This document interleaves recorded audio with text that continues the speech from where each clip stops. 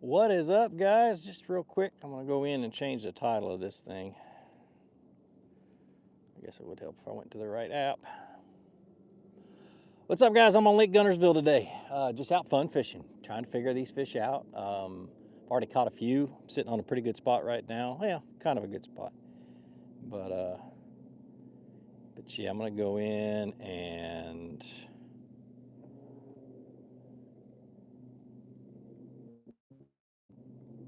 see if I can find this video. May not be able to change the title of it, but that's okay. No big deal. What's up, guys? What's up? Just trying to get everything situated, set up. Back on Lake Guntersville. Finally, the weather's let up. It has rained and rained back home. I literally can't drive through my yard right now. It's just so muddy and so wet. My garden's doing good though. But yeah, I'm on Lake Guntersville. I'm actually catching them the way I love to catch them, chatterbait and a jig. Big worm. Might crank them a little bit, but there's a nice shad spawn, or not shad spawn, there's a mayfly hatch going on right now. But I'm not, as you can probably see behind me, I'm not up against the bank at all. So I'm out in the middle doing what I love. Got a lot of fish sitting on a little hump out in front of me. And I'm gonna slow roll this jig right up through them and see if I can't catch one. But man, so to talk about the rain, so in my area, the average rainfall in May is like 3 inches, 2 3/4 to 3.5 inches, somewhere around there. We got 12.5 inches of rain this month. Nuts, absolutely crazy. Kind of glad I use plastic over top of my garden. I use plastic mulch, is what they call it. Just a real thin sheet of plastic, and it keeps the water, keeps my plants from getting overwatered. It also makes it to where I don't know, but it's just been super wet. Been digging new ditches in my yard, trying to divert the water, and it's been crazy. So water clarity right here where I'm at on the main lake, looks like it's about 8 inches, maybe 12. So when I get this bait up, I'll check it. But it's not much, let's just say that.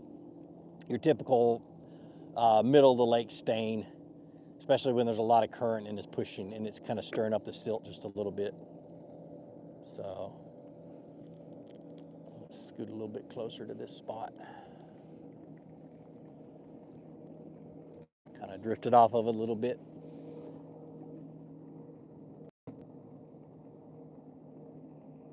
Let's see. Yeah, visibility, yeah, about 10, 11 inches, something like that. So it's a good solid stain. Not bad at all. All right, so what I got out in front of me, I just got a hard hump is what I've got. And if I can make a decent cast on it, I got the wind blowing this way, the current blowing this way, or coming this way, and so it's messing with my spot lock a little bit and making it hard to stay on a spot, especially since I want to cast right here. I don't want to cast behind me and off to the left a little bit. So I mean, I would if I was in a tournament, but I want to fish comfortable. So thanks, Appling's Heart. Appreciate it, brother. One of these days I'll get to Clarksville for you. One of these days. I'm beginning to miss it, but I know it's changed a lot. So I'm afraid if I go, I'll just cry the whole time because it's probably not anything like what it was 8, 9 years ago.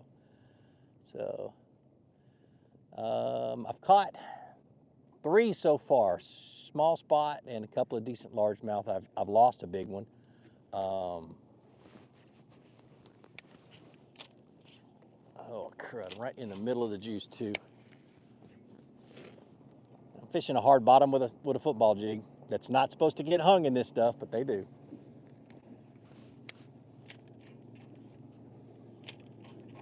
Golly, I'm right in the middle of the juice too. So how's the audio? I'm trying a new audio setup right now where I've got a little dongle where I can plug in and power the phone all day long, plus my microphone can plug in. So kind of happy about that. All right, let's go get this thing off. Come on. Hope it's not like a stump. I didn't think there were any stumps here. There we go. I got it.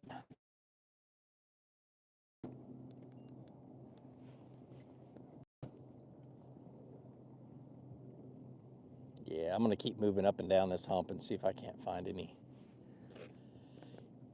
fish. It's kind of, yeah, it was a stump. There's some stumps on top of it. A little more hard bottom. It's kind of a shell bed. So, what length and power for fluke and whiplash shad? I don't know what a whiplash shad fishing. I don't know what a whiplash shad is. Fishing, any info would be great.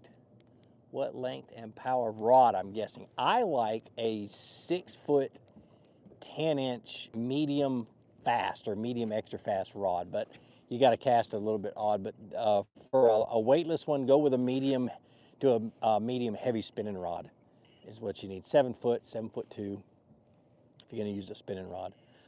A lot of people just have a hard time casting lightweight or a fluke, you know, a weightless fluke on a caster, but I've been doing it for so long. So right now I'm casting a 3/8 ounce or a 3/8 ounce Picasso ball jig, one of their tungsten ones with a real light hook. It's my favorite jig for fishing offshore stuff. Got some grass. No, what is it? It's not a bass. But I can't shake it loose, whatever it is, so I'm gonna reel it in. Yep, just some grass. It's just dead grass, so that's why it was hard to break off.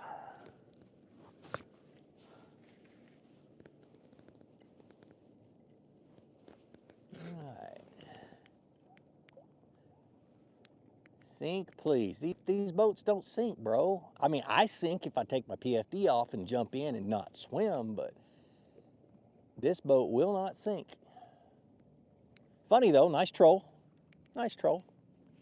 Kind of stupid, but nice troll.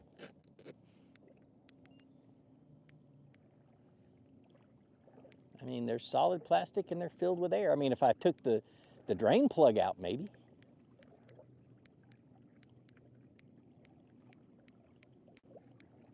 Dumb. I think we just got some current kicking. That's a good thing. That'll push them. That'll push them on these spots. Any word on the ETA and MSRP of the recon trolling motor for kayaks? Dude, I don't know. The person that I'm supposed to talk to at Lowrance has not been communicating with anybody from what I know. So I don't know anything. I'm supposed to have one already, but I didn't even know there was a kayak one out or coming out. I mean, I begged them for it, and then they told me, well, there's not going to be one. Please don't promote the one we send you for kayak fishing. So I don't know. I mean, they're supposed to communicate with those of us who promote this thing, but they don't. So, kind of weird.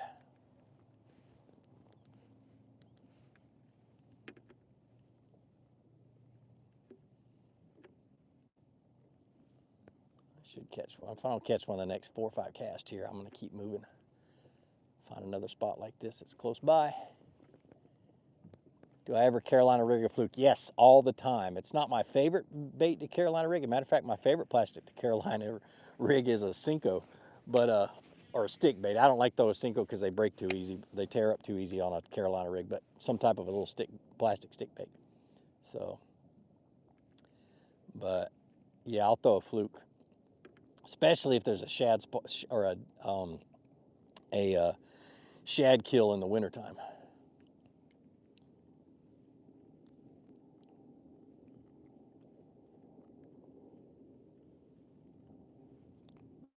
So the way I'm fishing this is I want to keep the bait on the bottom. I'm kind of fishing it a lazy way, where I'm just letting it sit on the letting it stay on the bottom, and I'm just slowly reeling it, which makes it a little bit hard to feel a bite, but I've gotten so used to it. So Fork-tail or boot-tail? Boot-tail is a paddle-tail swim bait. Fork-tail is a fluke to me. So two totally different things. But I'll fish just a regular fluke, little split-tail fluke. So am I with Cast King now? Yes, I am. Since Rapala bought 13 and basically got rid of everybody that worked for him, including myself. You know, you notice you don't hear much about 13 fishing anymore, not from anybody. I'm not talking about just me, but not from anybody. So, old school company buying a company they really didn't know how to promote, I guess. I don't know, but Cast King's great. They started out in a rough because it was just a young guy trying to start a new company, and he has taught himself and done a bunch of crazy, amazing things, and their reels and rods are great compared to what they used to be, and still a pretty decent price. But one thing a lot of people don't know is they just moved into their own factory. So now they own their own factory. They have all complete control over quality control and everything else, which is hard to do when you have your stuff made in China. The owner's Chinese, so that's great because he knows Chinese and he can get things done a lot easier over there. But you're going to see some, and this is my prediction, nothing I've heard, but you're going to see a lot of really, really great reels and rods come from that company, even better than the ones they have now over the next few years. There's only two other companies in the industry that own their own factories over in China, and that is Shimano and Daiwa. So it's a huge advantage over there to have your own factory. A little big old gar just came up. So what is your thoughts on the Cast King Megatron 200? I have not tried that one yet. I've got what's this one called? The Sharky 3 or Sharky 2 right here. It's the black and red reel. And it's the least expensive one that I've got. And I think it's like $60, $50 or $60. And it's my Texas rig reel, which is saying a lot because this time of the year, that's all I do is throw a Texas rig and a jig. So.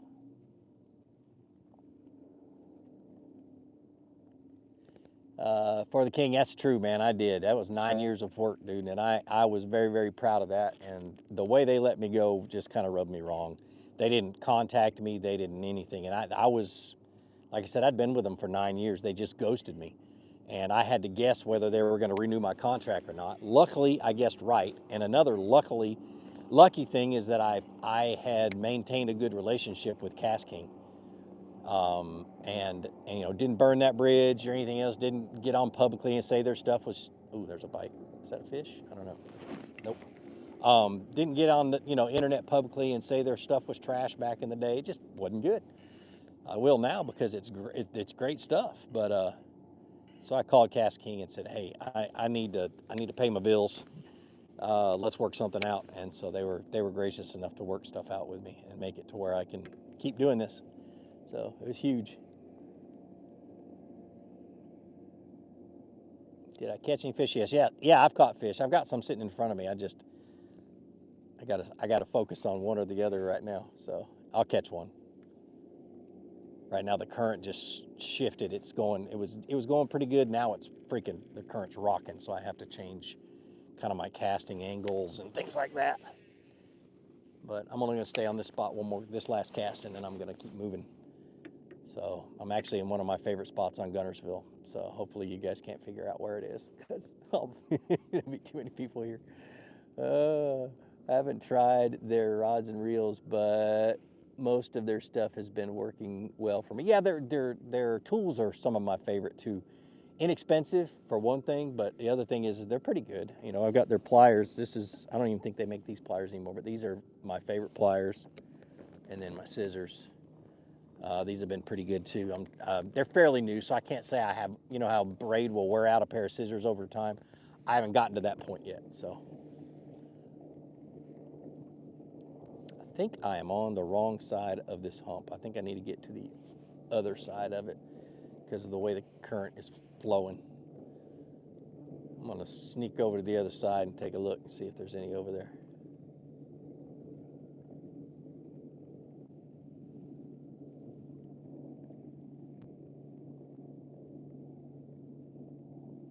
So I'm on Guntersville. I tried to go in and change the title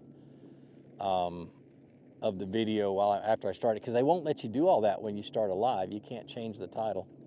And I was just going to put, you know, Flukemaster's fishing on Guntersville or whatever, something. I was going to add Guntersville to the title, and YouTube won't let me. So,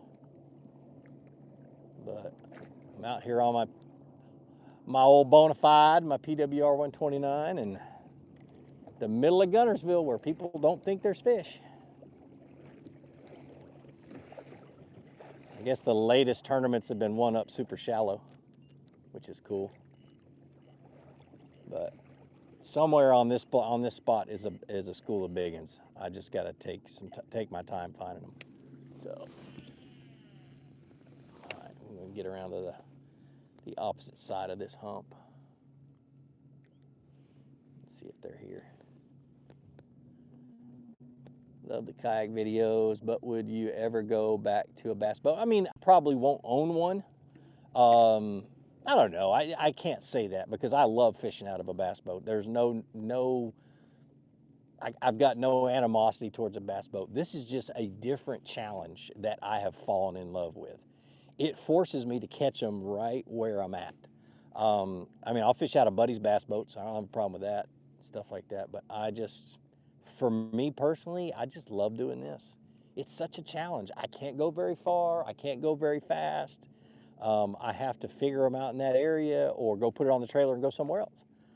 And so, I have learned so much about how to get them to bite and how to find them. Another cool thing about a kayak is mine only goes 4.5 miles an hour. So if I'm side scanning, which is what I do most of the time, I don't miss anything.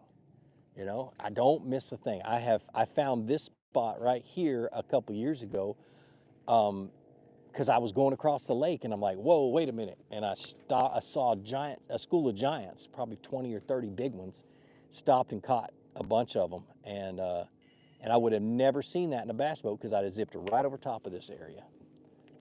So that's the crazy part that I love. So I'm not fishing with my son today. Nope, just by myself. All of my kids have jobs, but my youngest daughter, she's out with mama today. So.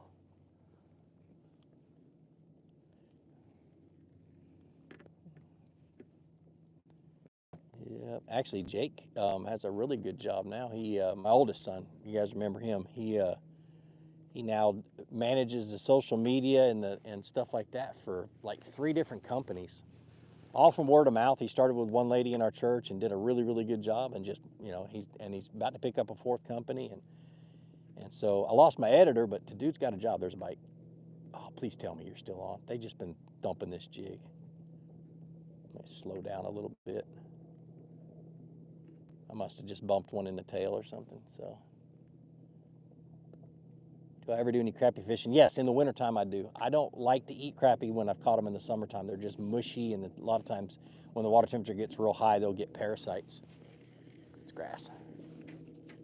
They'll get parasites, and I don't like to mess with them. So December, January, February is when I'm fishing for crappie. Crappie, spot, specks, sockeye, whatever you want to call them. So, all right, we're gonna move. Not far. We're just gonna move down the other end of this hump. So, wasn't one of my kids doing electrical work. Actually, he was doing welding. And I'm kind of proud of him. I mean, he graduated, he finished his welding stuff. He's certified, he started working. And then he's like, you know, same one who does social media work now. And I'm gonna move this phone a little closer so I can see a little bit better.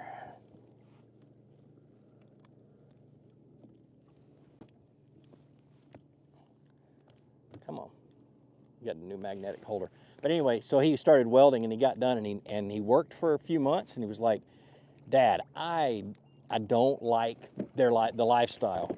He says, I don't want to be associated with these people. He says, all the ones, and he got a bad taste in his mouth. He says, all they do is earn money to do drugs and get drunk, and he doesn't do either. So he's like, and I really feel like I need to go back to school. So I was all for it. He actually got a job, paid for his own school, sold all my 13 fishing stuff, and paid for his first 2 semesters, or his first year, I think. And And now he just now he's doing social media and going to school full time. So it's pretty cool. Proud of him. We're just making a little move. So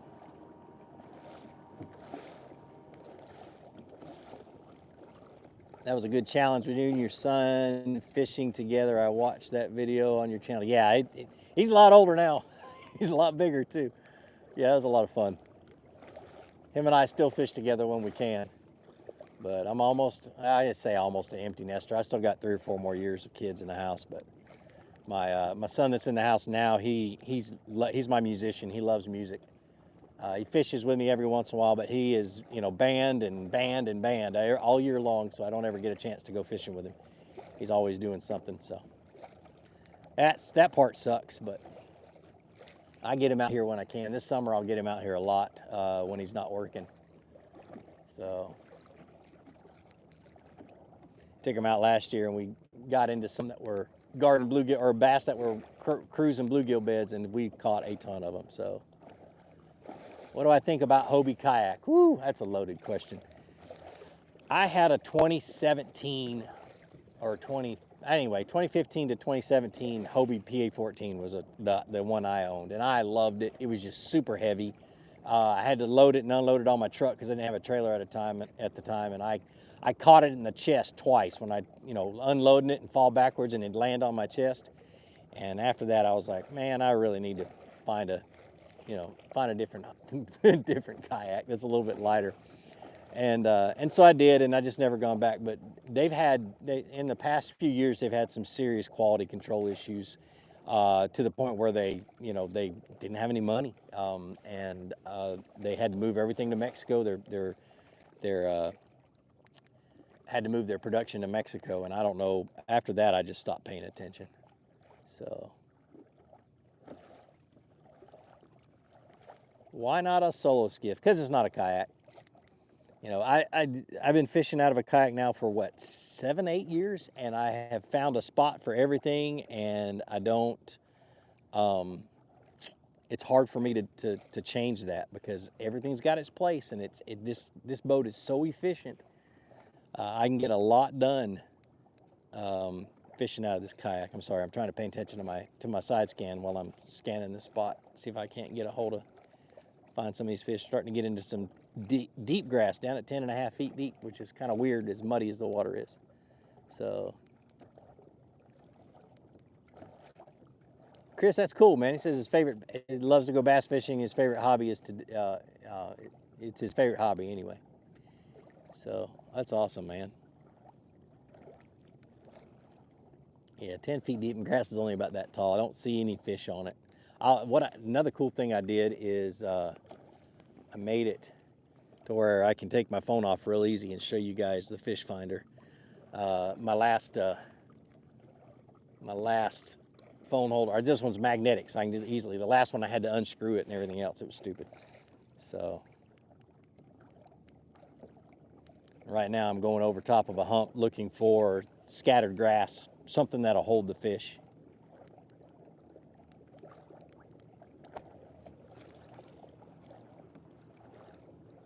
From Athens and LJ, and now live in Fort Worth. That's awesome, man. Yeah, I used to, when I was 12 and 13 and 14 years old, I used to milk cows in Bishop. And if you're from Athens, you know where Bishop is. We were the only dairy farm. My brother-in-law's dairy farm was the only dairy farm in the town of Bishop. So that was pretty cool.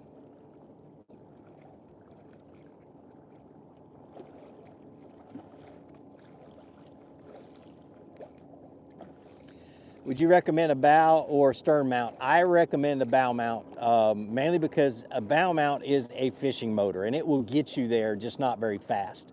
Of course, if you go 24 volt, you can get there pretty fast. A stern mount is a get you there motor, but it doesn't, your boat control and your boat positioning is a lot more difficult with a stern mount. And so especially if you've got one that's got spot lock. So I recommend a bow mount with spot lock or pinpoint, as Motor Guide calls it, but Motor Guide's doesn't make motors anymore, doesn't even exist anymore. So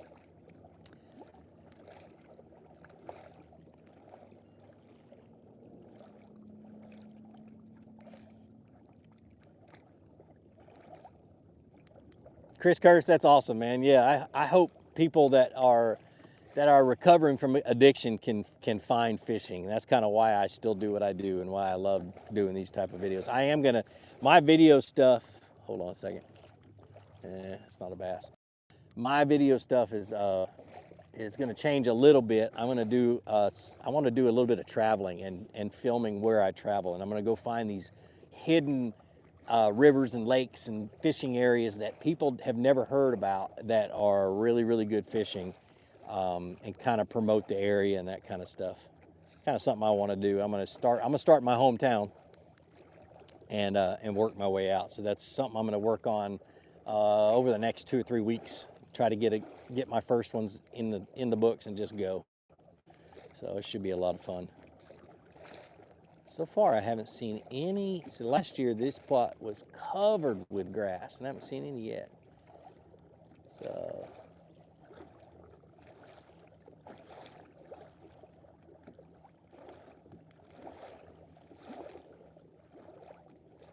Yeah, XI3 went off the market. What happened was they merged. Motor Guide, Lowrance were all owned by a company called Brunswick, and they were competing with each other for motor sales. So basically, they just got rid of Motor Guide and moved everything over to Lowrance. So Lowrance is the new. Oh, I'm just on the wrong side of this area.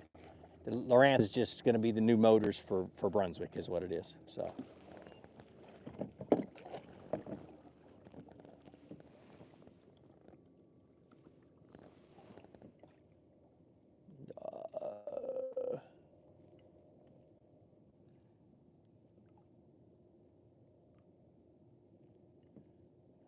I know there's got to be fish right here somewhere.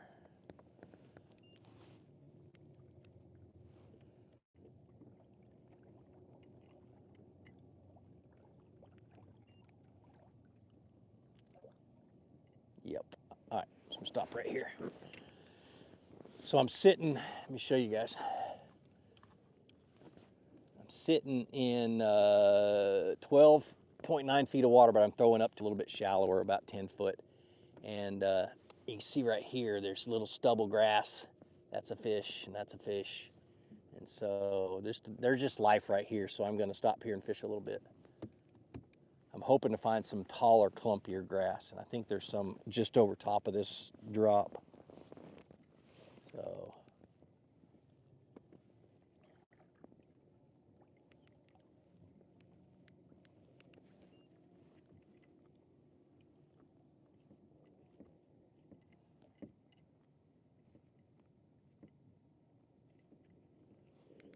You know what I did? I went too far while I was talking.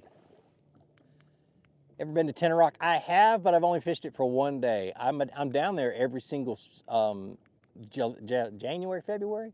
I just never get over there. So, but.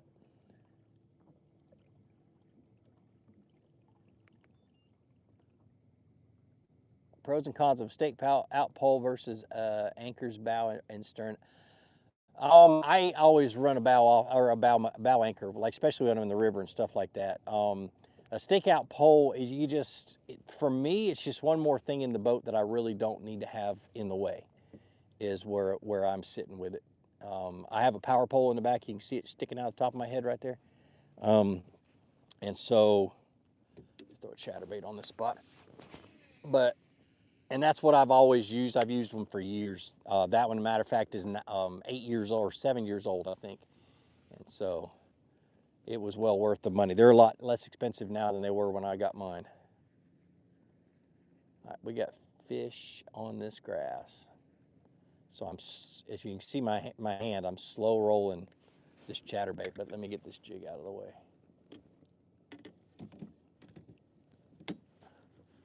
Slow rolling a chatterbait is what I'm doing. Trying not to get hung in the prop of the motor.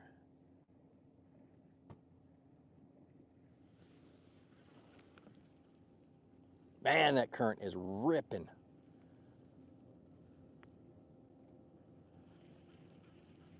Holy cow. You get it down there and it's going.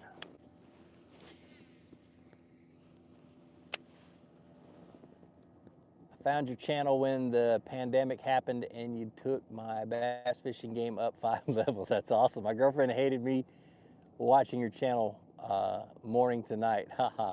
Funny story. Whenever somebody mentions their girlfriend or their wife, so I worked with a girl named Belinda at the hospital for, she was probably worked with me for 10 years. And her husband was a fan of mine when my YouTube was really taking off or starting to take off.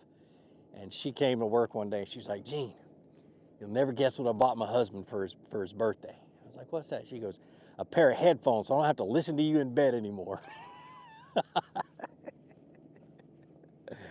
Oh, it was funny. I still laugh about it all the time. She's great.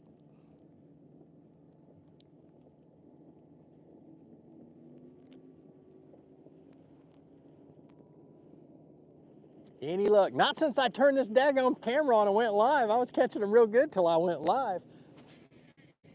These some guns are camera shy. It's crazy.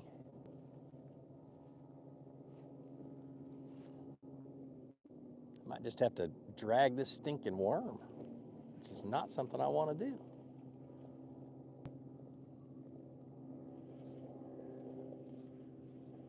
I'm not on the best spot in this area right now, though. I will be in just a minute. I was on my way to it when I saw this spot and had to stop. Come on, fish. One of them just went dunk and just dumped it. They just don't want to bite.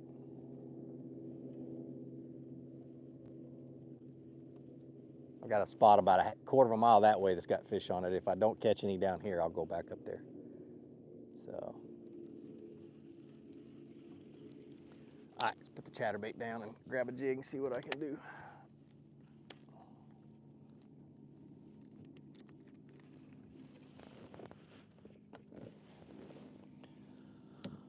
Oh.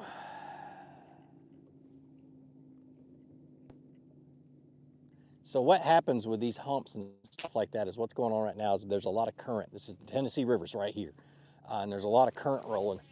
And the current hits these humps and stuff and keeps the silt from settling on those humps. And so it's always hard bottom.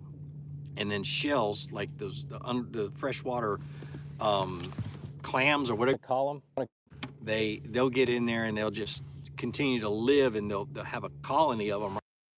Beds, so it's kind of a hard bottom with shell beds, and it is a bass magnet, especially since it's hard bottom. They can sit just out of the current and or belly bottom and sit there and wait for a fish to swim by, and there's no silt, that they have to sift with their gills and that kind of stuff. So it tends to be a really good spot.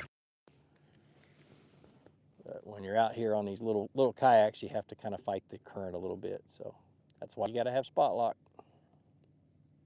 Just saying. Down on that Sonar. No, I'm right in the main lake. There's so many boats on plane right now. 1, 2, 3, 4, 5, 6, 7, 8 right there. I hear 1, 9. And I got here a little late and had to hop around boat ramps to try to find a parking spot. Every boat ramp was full. Welcome to Guntersville. Thanks, Jeff. I appreciate you, man. Die on a helicopter. Who said that? Cottontail Legacy, a helicopter lure. You want to know what? I have access to a helicopter lure. My brother-in-law has a set that he left down in my father-in-law's basement from when he was a teenager. I bet I could go find some helicopter lures. The worst baits ever promoted by, who did that? Who promoted that? Martin. Roland Martin, I think, is the one that promoted the helicopter lure. That thing was horrible. Yeah, I don't think they're gonna want a jig. All right, let's move.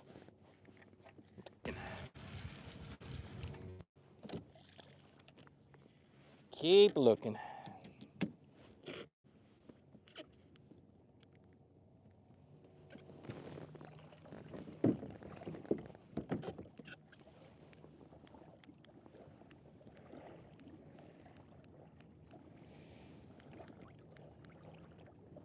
Thanks, David. I appreciate you. Best fishing kayak under $100.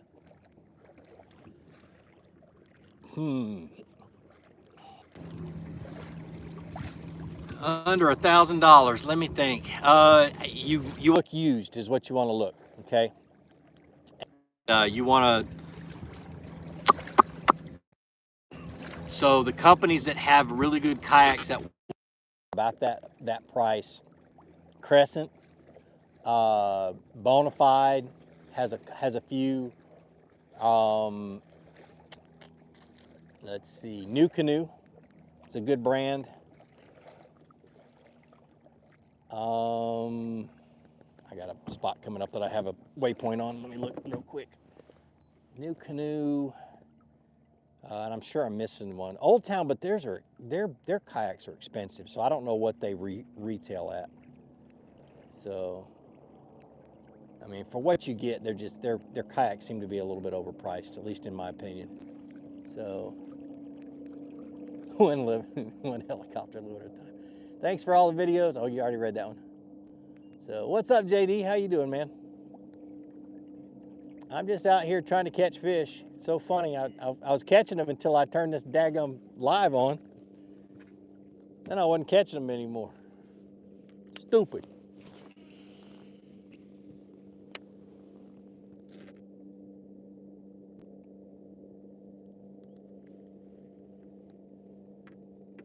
Of course, about the time I turned it on, the current started ripping a whole lot more. So these bass are probably repositioning themselves, and so I just have to kind of wait until they get set up right. So a lot of times that happens. Shouldn't take long because the current was moving anyway. I'm going on top of a shell bed, which feels great. Oh, there's a bite. God, he just dumped it.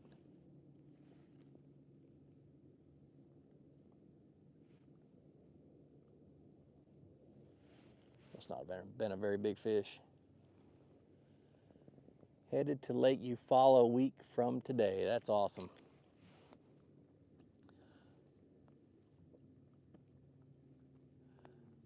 I haven't fished Eufaula in a long time. I tell you though, it's one of the proudest moments of my fishing life was when I went to Eufaula. Had only been there an hour. Stopped at the first spot I saw that looked good and made one cast and caught a jig. Caught a 4.5 pounder on a jig. I was really proud of myself. Plus it was about 10 feet deep, so.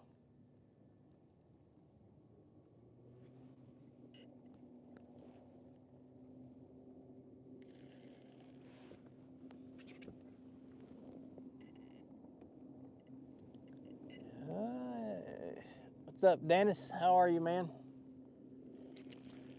Fishing is okay right now. Actually, I thought it was going to be a lot better until I turned this live on and they stopped biting. So.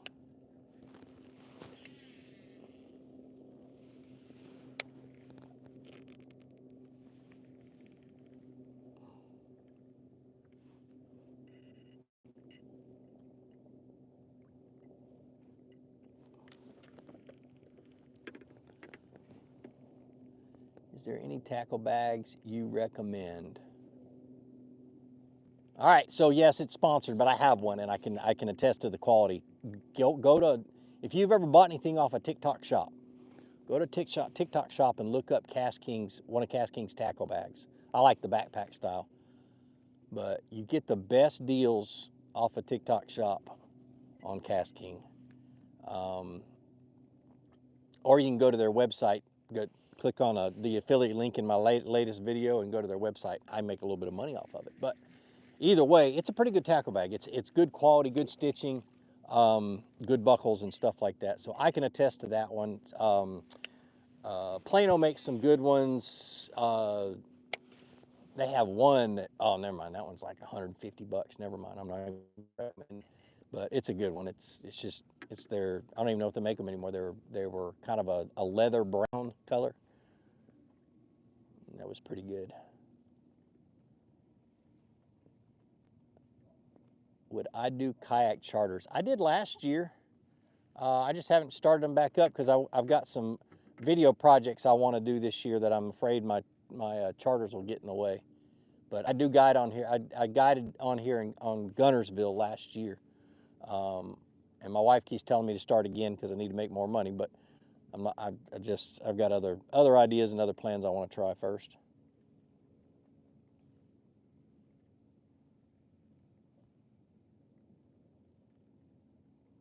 I would be dragging a Texas rig Senko. I would if it wasn't so dingy, the water wasn't so dingy.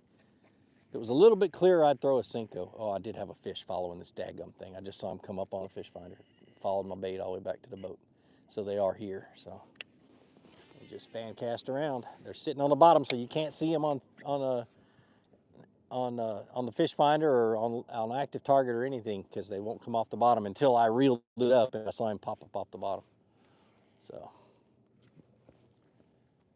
bet on the bottom, which is what they do when the current's flowing anyway. What kayak do you use? I have a Bonafide PWR 129 is what I've got. I designed this thing. I had the main features, fishing features of this kayak were my idea, and a few other ones were other people that were part of the development team. But like the steerable, my idea, and the sacrificial fish you can drill holes into to your electrical, your electrical stuff. Those were all my idea. So.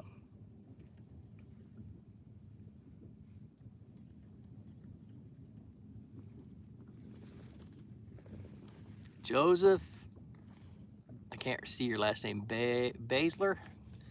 Welcome, man. Appreciate it. Welcome. Am I bass fishing? Yes, I'm bass fishing. Do you yo-yo with that bait? Sometimes I do. Sometimes with a jig, it's called stroking, where you rip it way up off the bottom. But like with a chatterbait or a lipless crankbait, I yo-yo all the time. But right now, with them being belly on the bottom with this current, I really don't want to do that. Oh, please stay on. Yeah, they're just thumping it. They don't want this color. I'm gonna change to a black and blue jig. All right. So this was the color I'm throwing, which is a really good color.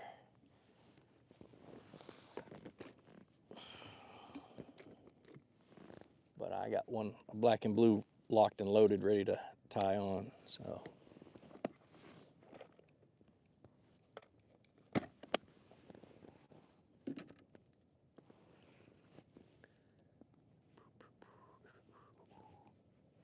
I've got no paint. Got no paint left on the head of this tungsten jig. This is a Picasso tungsten football head.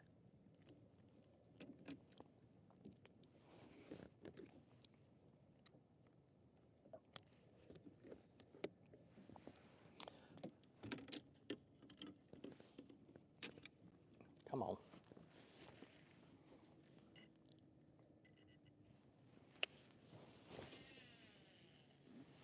Half ounce. How many rods are you carrying today? 8. It's typically what I carry is 8 rods. I have room for 12, but I usually only have 8 on the boat.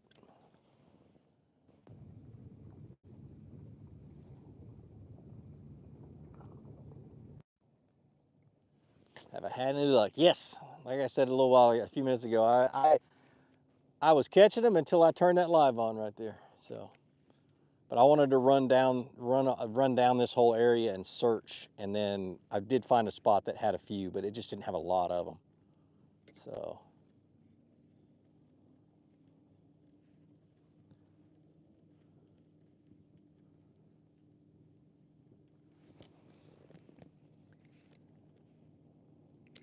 Is the XTR 130 worth the hype? If you are a big dude, and the people who have it love it. It doesn't fit my style. I'm not saying it's a bad boat. It just doesn't. I've gotten so used to where everything goes in my kayak that going to an XTR, which is a different design and different place to put things, I just get I get frustrated. So that's the biggest thing, is if you already have a kayak that a fishing kayak that you know where everything goes and stuff like that, and you're obsessed with where things go like I am, it may not be the kayak for you. But if you're a big dude and you want the most stable kayak out there, dude, it's money. Really, really good for big guys. So PWR has just done me a lot of good. Any tips on when to throw a Tokyo rig? Just got some. I love throwing a Tokyo rig in thick grass or on the outside edge of thick grass. I flip it into cover because it goes in and out of cover pretty easy. And I almost always throw some type of a soft plastic that has either a kicking tail or like a craw bait. So.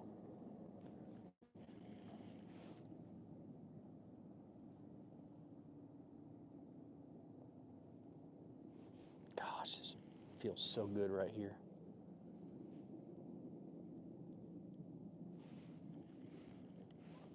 I know what I need to do, I just haven't done it. I need to just put the rod down and just scan this whole area until I find a school of them. But I keep finding good looking stuff and hoping that I just can't see the fish on my fish finder, but they're there.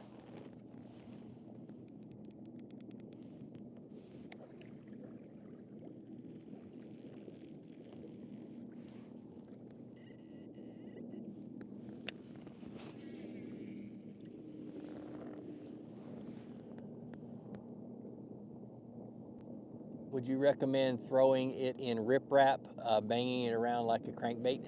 Yeah, if you don't stop. So any kind of jig, shaky head, or anything else that's on the bottom when you're fishing riprap, the biggest thing is don't let your line go slack and try not to stop for more than a half a second. So it's more of you're cranking it just super slow, but keep your line tight, because you let that line go slack, your bait will roll down into the middle of those rocks and you get them hung up. You're still gonna get them hung up, but just not as much if you keep your line tight.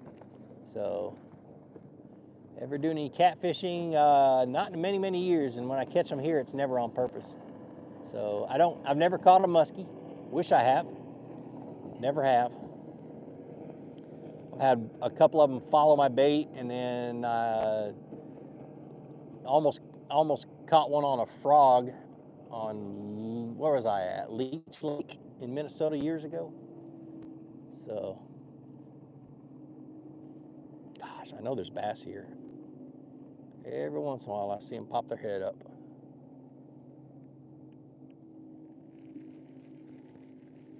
And yes, I'm using forward-facing sonar, but I don't use it like what everybody else uses it. I use it just to keep me casting in the right direction, especially when I'm offshore.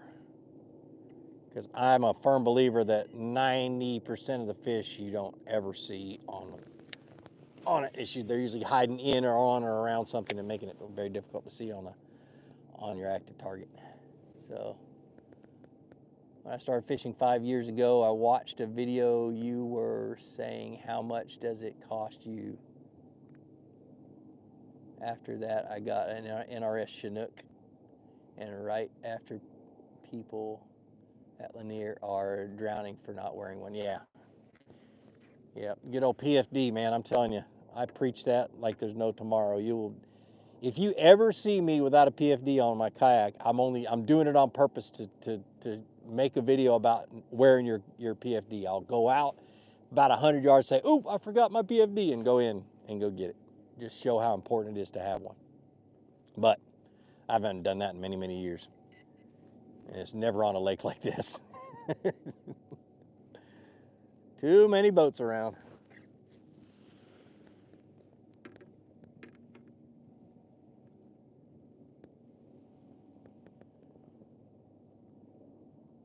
Thanks, man. I appreciate it. Where am I fishing at? I'm on Lake Guntersville in Alabama. Part of the Tennessee River chain. I'm actually right on the edge of the river channel is where I'm fishing.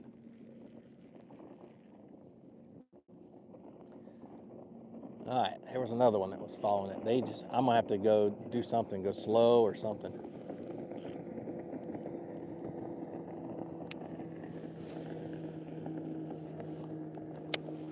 Nope, I'm reeling this in. We're gonna go find a school.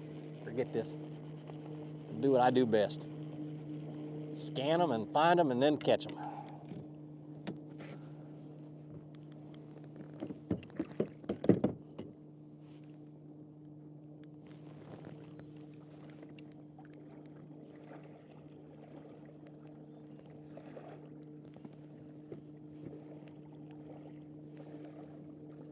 What's my battery setup? I've been, can't see, my phone just went dark. I've been working on renovating my John boat and considering those options, but that always begged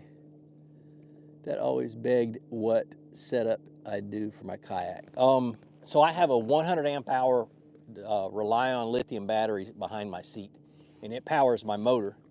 And then I have a 75 amp hour lithium battery up front, Rely-on lithium battery. It powers my fish finders and everything else electronic. My cameras, my Starlink, everything is powered by battery up front.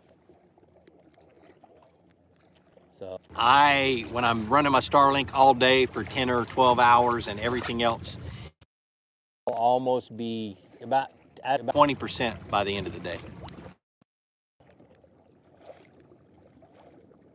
Getting close to the time of day. Not on wake boats, there's not a whole lot of them here on Guntersville. I don't know why, but there's not. So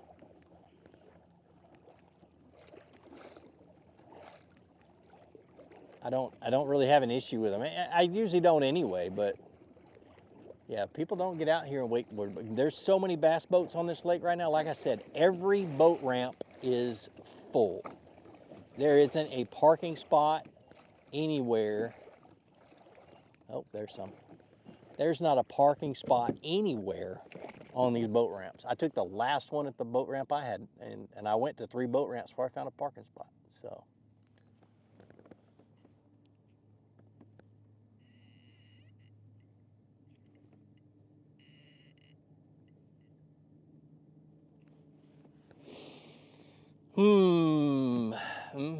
All I saw was clumps of grass, but there hasn't been a clump of grass on this spot. And typically, if you don't see some for a long time, and then all of a sudden you see clumps of grass, usually means there's fish on them.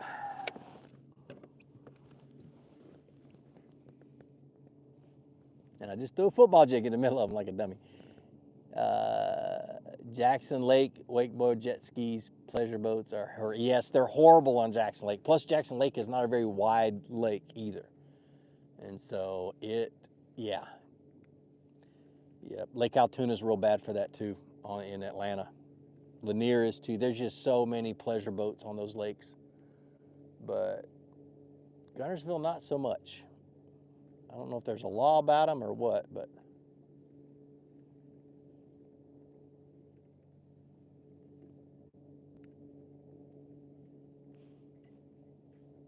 just saw a fish on my side scan go by.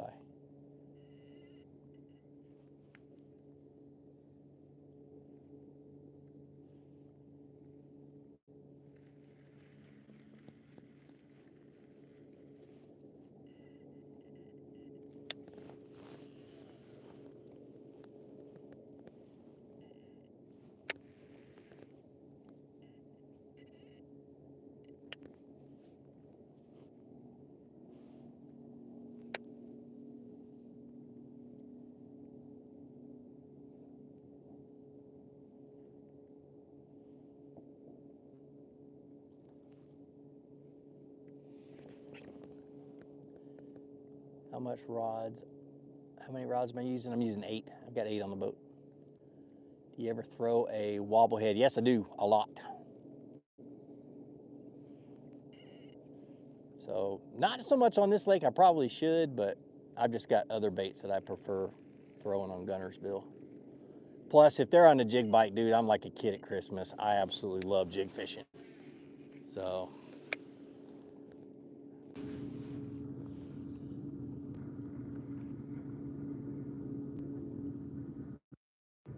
Sutton says just caught a 4.5 pound bass. Dude, I would love to have one of those right now. That's awesome. Have you used the Bonafide Tempest bass seat for the kayak? No, I haven't.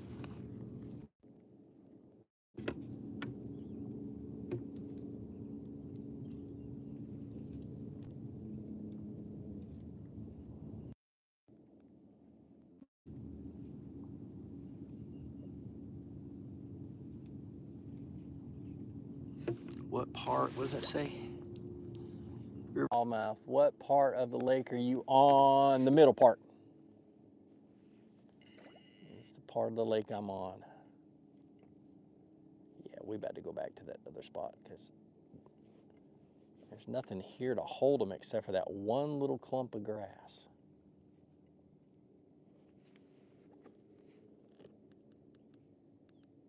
Oh, jeez, and I was drifting and didn't know it. That could be why too.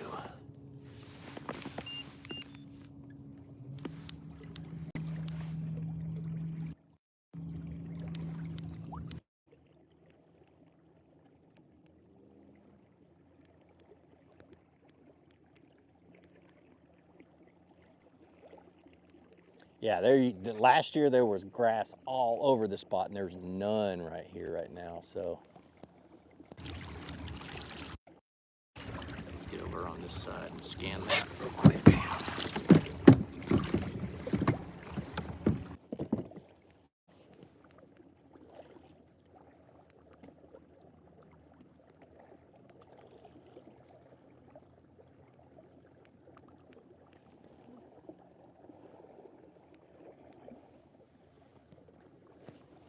Let's check, see what comments we got. Are you in Wisconsin? I'm in Alabama. Bait and weight. It's a Picasso football jig, tungsten football jig, and that's a 1/2 ounce I've got tied on. It's funny, I throw those things so much, I don't know if it's a 1/2 ounce or a 3/8 ounce until I cast it, and then I'm like, yep, that's a 1/2 ounce. Oh, nope, that's 3/8 ounce. Because they look about the same.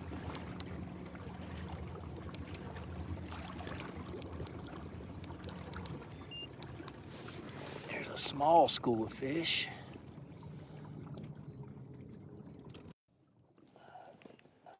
Might come back to those.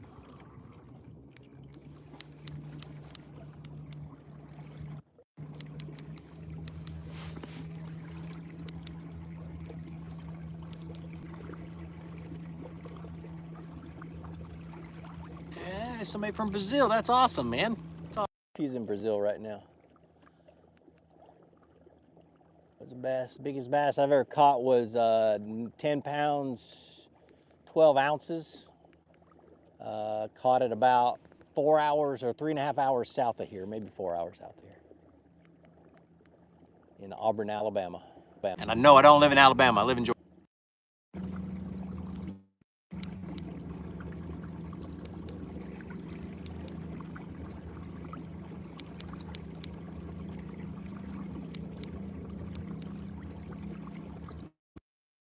What I'm doing right now is I'm actually going up and down this this hump and looking for things that the bass in or hide on and get out of this current a little bit, which is something hard to do in this area, which is good because if there's bass in the area, they're going to be in those certain spots that'll get them out, and if there's not very many of those spots, they'll all be congregated. That's how you find a concentration of them anyway. But the grass is totally different this year than it was last year. So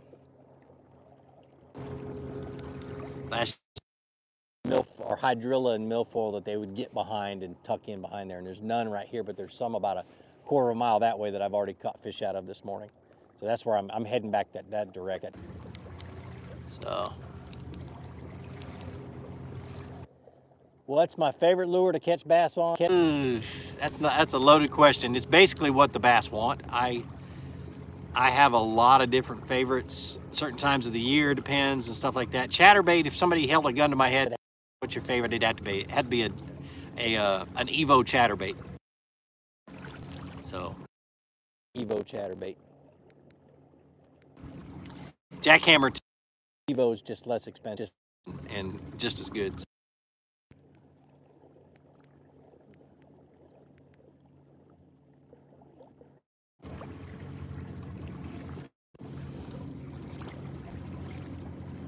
Had one of the funniest bite skipping under a close quarter combat. Dude, I love that stuff.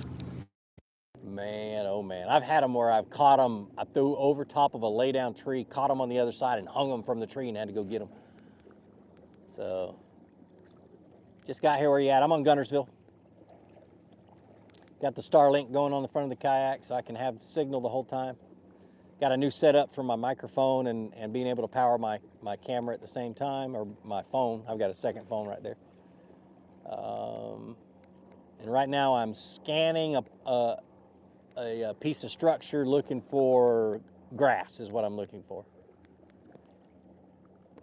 So, and it is just amazing that there's none here right now. But of course, the water's a little cooler than it normally is this time of the year, and it just hasn't started growing down that as deep as I am. I'm in about 10 to 12 feet of water right now.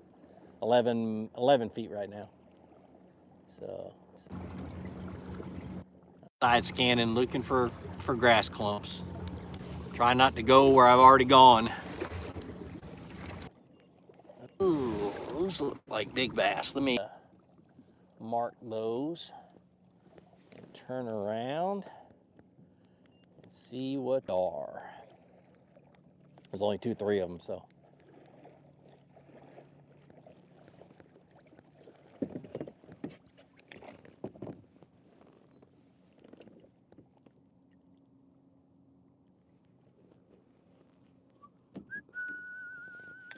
Ooh, there's a lot more fish there than I thought.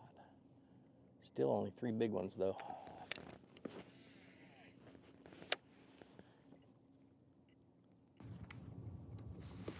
They're not sitting still, so just have to catch ones.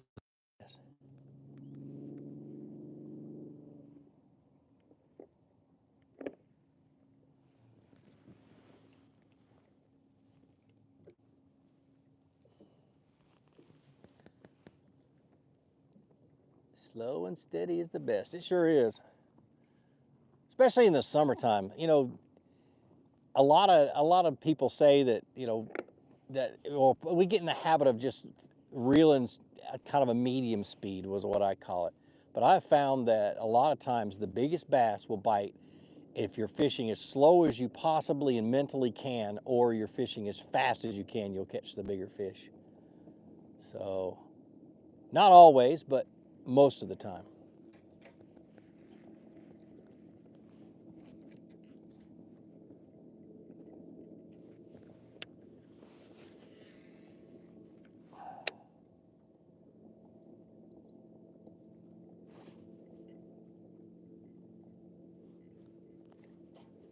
Since I've got a little bit of grass on the bottom, I can't drag this football jig, so I'm gonna hop it and see if I can get a reaction strike out of any of these fish that are down here. Whew, almost dropped my remote.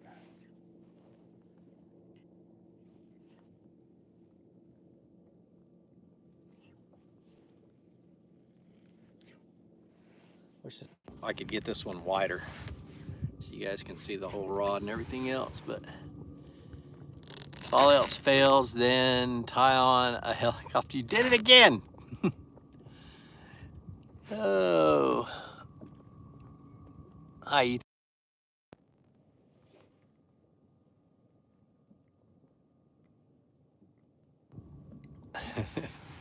Discovery Channel trying to find some mermaid. I was asked to be on a TV show once. It was on Animal Planet, and it only had ran one season because it was the most ridiculous fishing show I've ever heard of in my life. It was called Top Hooker is what it was called. And they tried to figure out who the best fisherman was, but it was more or less making fun of fishermen than it was anything else.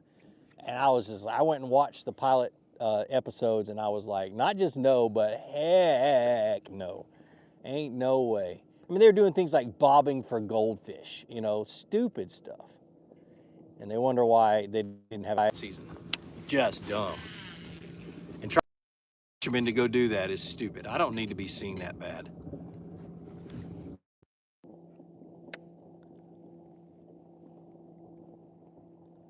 Top hooker.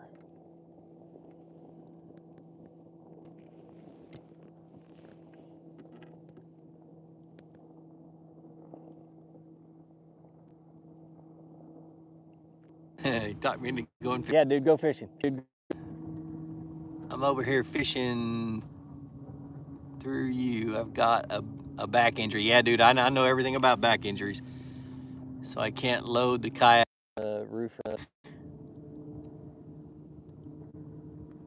I'm just bank fishing. Dude, my best friend blew his shoulder out, actually rolled a bulldozer down a cliff and blew his shoulder out really, really bad. And so we re-rigged our electric boat to troll, and we started trolling for bass. And he only had one arm he could use. So it took two of us to catch one fish. It was great. You could see Hoover doing that show. I don't even think Hoover would do that show, bro. I honestly don't think he would. So I'm throwing a bait that probably is not the best one. Let's keep moving. The fish are there, they're just not. It may not even be bass, so.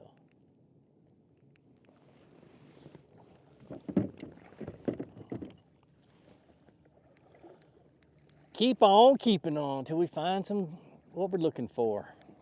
Like I said before, I'm looking for clumpy grass. There's a little bit of grass on the bottom here, but I want grass clumps.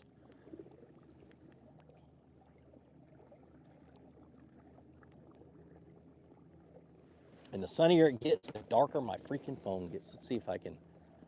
Nope, it's as bright as it can get. It just automatically does it when it gets too sunny, I guess. So.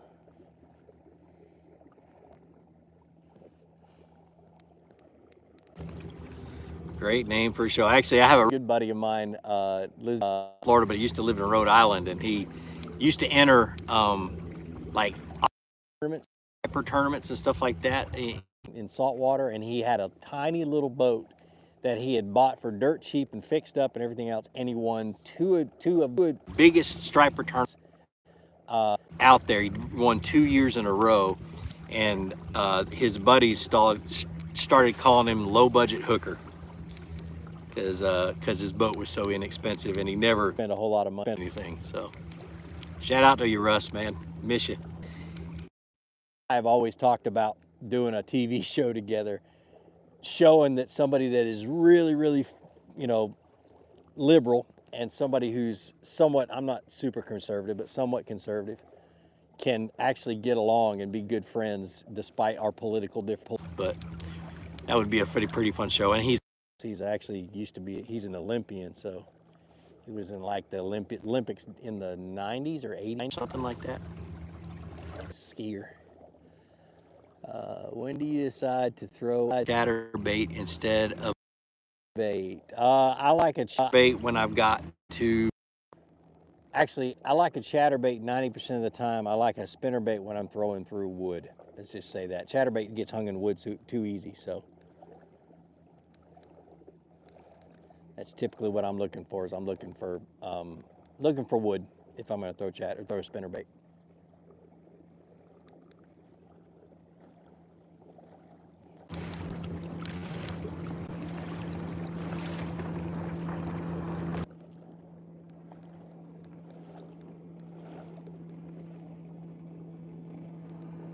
That's what I love about this spot. People zoom right past it.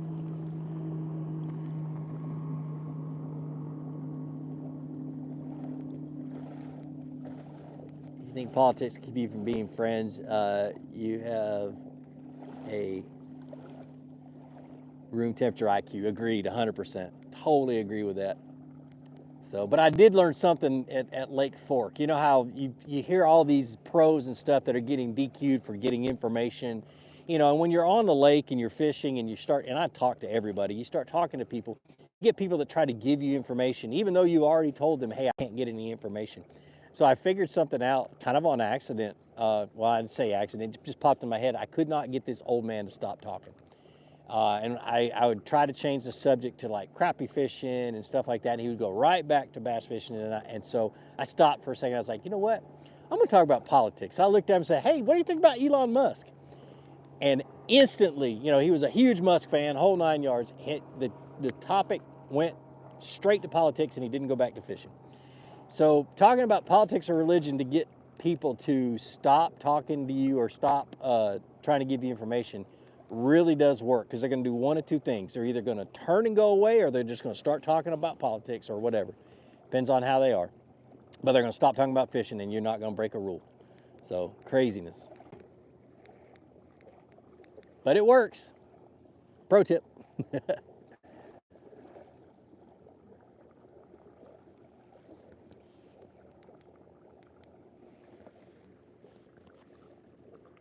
Spiders are out.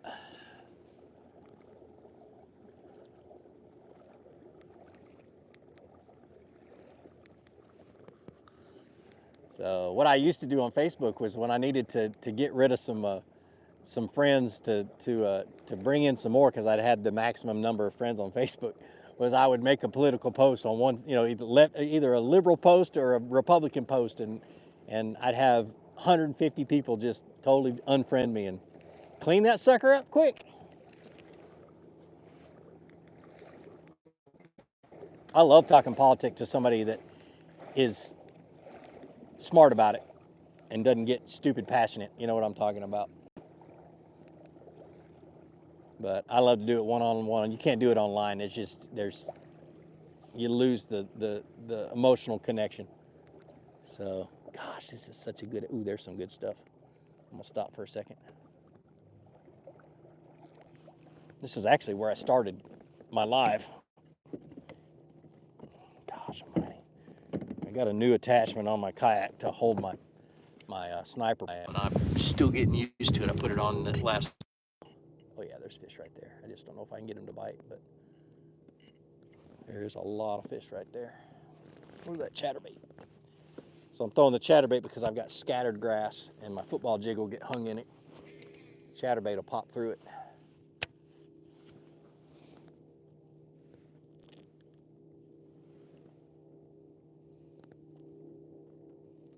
Just takes, I'm throwing a 3/8 ounce chatterbait, takes a minute for it to get down to the bottom. When was the last time you fell out of a kayak? Let's see, when was the last time I fell out? I've jumped out, but actually there's a video about it on my channel, I think. I'd gotten my trick shad, my $130, $150 trick shad, stuck in a fish attractor, and I could not get it out. And so I've got this lure retriever right here, and it is stout, you know, 550-pound paracord and the whole 9 yards. And so I dropped it down there and got it hung on the fish finder, or on the fish attractor. And so I sat there and I pulled that fish attractor up to the edge of the boat, and saw my bait, and reached down, was about to pull the bait off of it, and my lure retriever popped loose, and I went over that side of the boat. But I kind of was expecting that, or at least I was prepared for that to happen. But yeah, that was the last time I fell out. I've only fallen out doing stupid things. You know, I've fallen out, what, 3 times?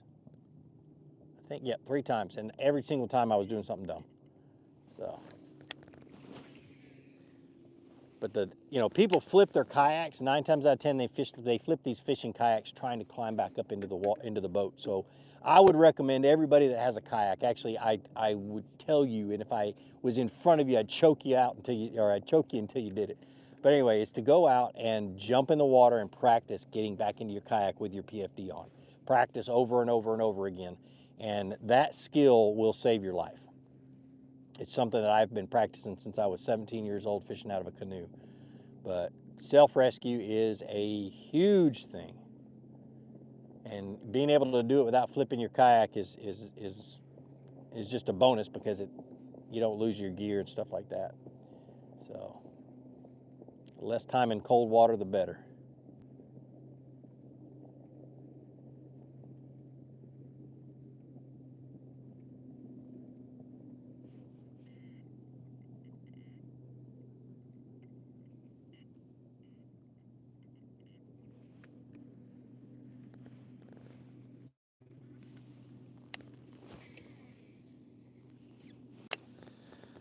I really need to change to a 1/2 ounce chatterbait. This thing takes too long to get to the bottom.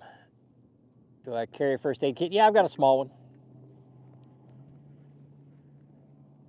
Could you elaborate on that device you keep picking up and putting? Is that a motor? No, it's forward-facing sonar. Is what it is. It's called a sniper pole. So, and I just use it. I mainly use it just to make sure I'm casting in the right direction. I'm not going to try to pinpoint a bass and throw straight at him. I'll do that if I have to, but I prefer just making sure, like, if there's a grass flat or something, I'll make sure I'm making the cast in the right direction.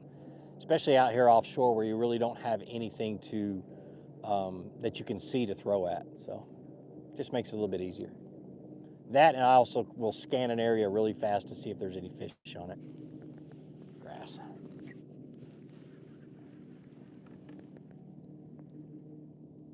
Do you carry out on the water? Yes, I do. I do. Matter of fact, Yak Attack makes in a screw to my lid, and that's where my carry is. But it's called a belt loop adapter, and it screws into the lid of your Blackpack Pro, and it's it's for putting it there. So that's where it stays. Haven't had to pull it out in a long time. Not since I had a big boat.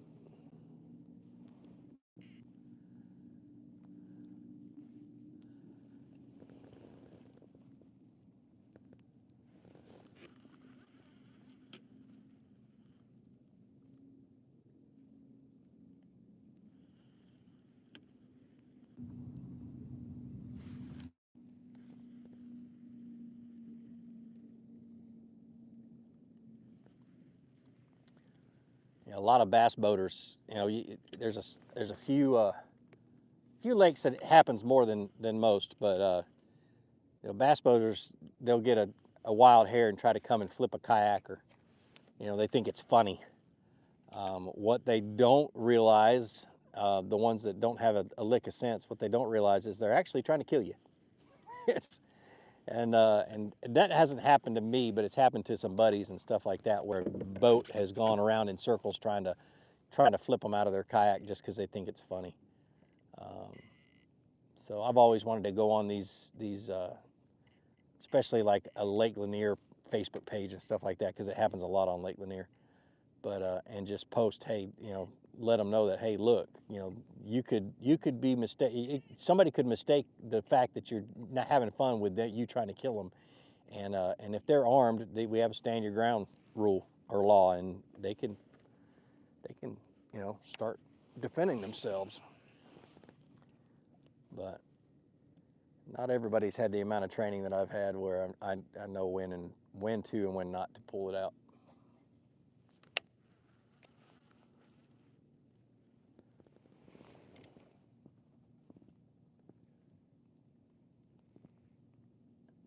What is the best bass? Uh-oh. Oh, it's taking off. Trying to read them and you're taking them away.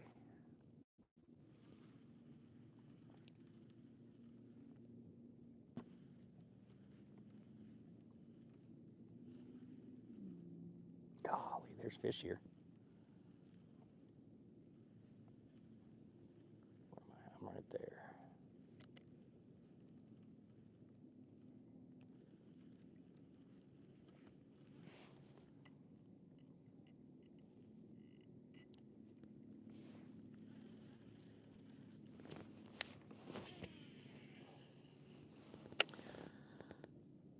Da, da, da, da, da, da, da. What is the best bass you have ever caught? I caught, well, I just, what you mean by best. The biggest bass I've ever caught was 10 pounds, 12 ounces. And the coolest bass I ever caught was, I caught one that was spawning in July at the base of the Clarks Hill Dam on the Santa River. She was about 6 pounds, but because she lived in the river, dude, she had muscle on top of muscle, and she's like a bodybuilder of bass. The most beautiful color, because it was super clear water. But the biggest thing is she just was built. It was the coolest fish.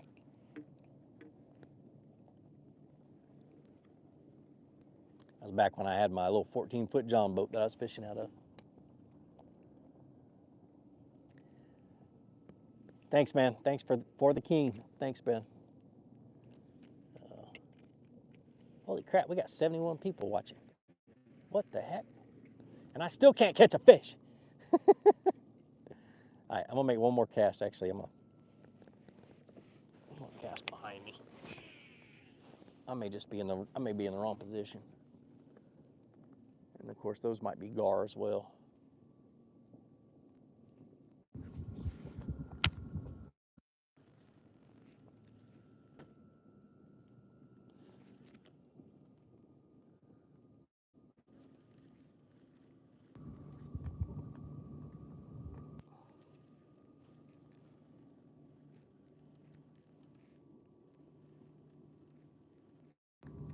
Yeah, I think I need to reposition the boat. There's just a lot of, there's it right there, right there. Actually, we saw that one on live. All right, so yeah, I'm gonna reposition and drag a worm. They do not want to chase.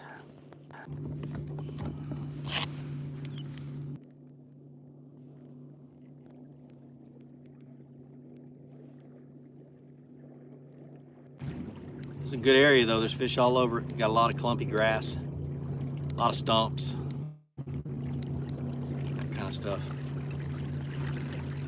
So like right now I'm using my active target to make sure I'm not going to run over top. Make sure I stay far enough away from it where I can reposition without spooking too many fish.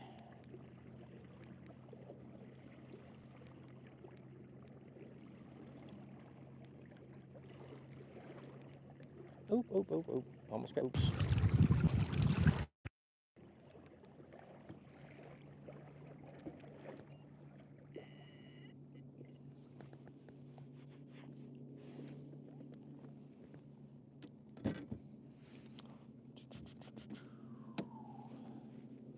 Yeah, let's drag that worm.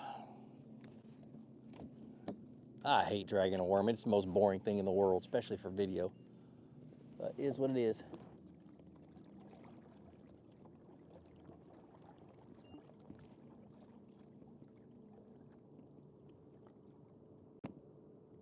Oh, Colin, I'm sad that you're at work, man. Of course, I worked weekends for 15 years, so I get it.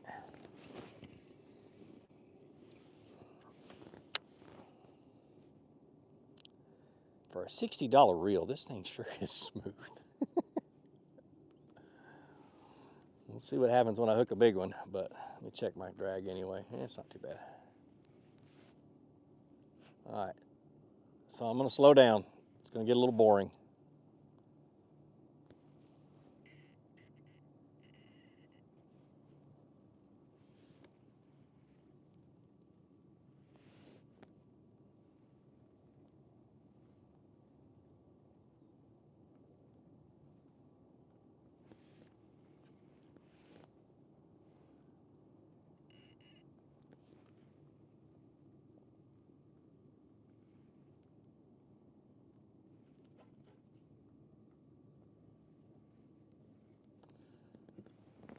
Only thing about a Texas rig is I gotta concentrate. And I learned a lot from you like 10 years ago when I bought my bass boat. That's awesome, Chris. I appreciate it. I appreciate it. So funny though, since I started fishing out of a kayak, bass boaters think I no longer am relevant. Or not all of them, but there's a lot. They're like, man, I don't watch anymore because you don't fish out of a bass boat. I'm like, what difference does it make? A bass is a bass. I'll put this thing exactly where I'll put a bass boat any day. It's hilarious. It also falls under the same thing as, politics. Is people don't like you because of your politics. They got their own issues.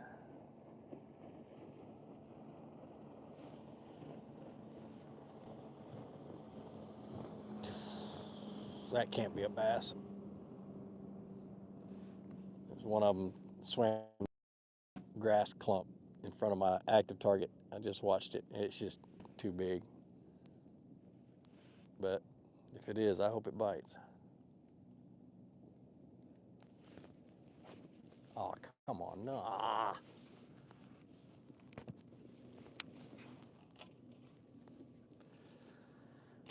Oh.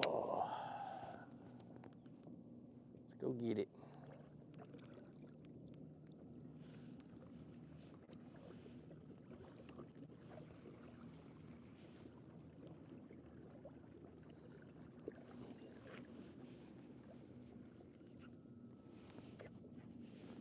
Hope didn't go far enough.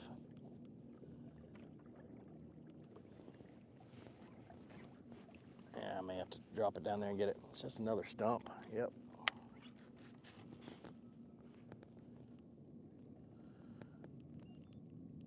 Even with a Texas rig, I don't like to break baits off. So I typically will at least drop my lure retriever down there once or twice and try to knock it loose.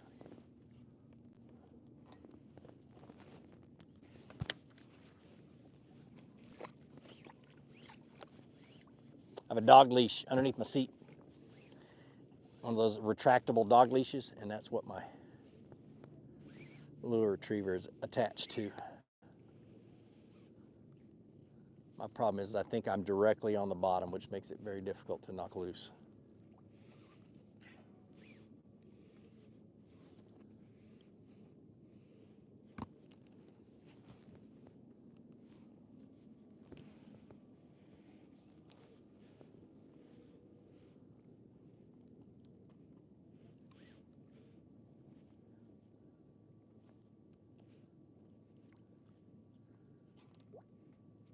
There we go. I got loose. I think I did. Yep.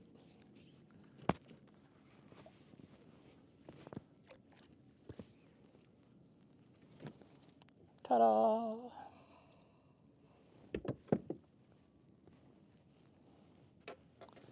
So the lure retriever I use is called a Tips Golden Retriever. It used to be called Tipton's Golden Retriever, and I don't know why they changed the name of it, but it was owned by an old man.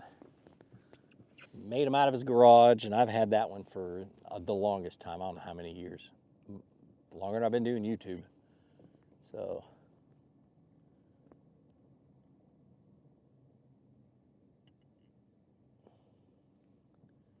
and at the end of the day, yeah, Colin, you're right, man. At the end, he says, honestly, I feel like some bass boaters have them because it's like a luxury sports car.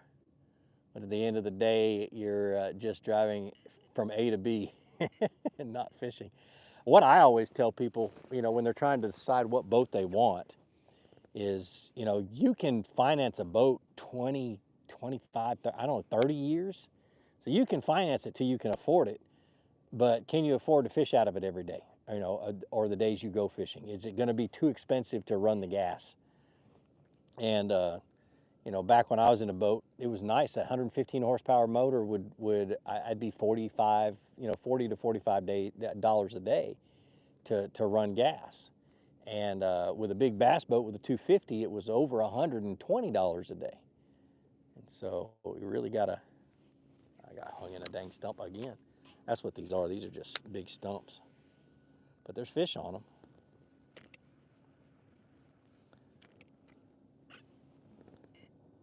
I just can't get them to bite.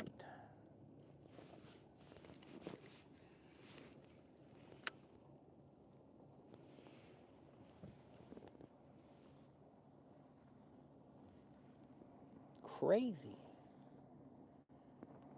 And watch, as soon as I get off my live, I'll start catching them again. But I'm gonna fish here for a minute just because there's big fish right here, and then I'm gonna go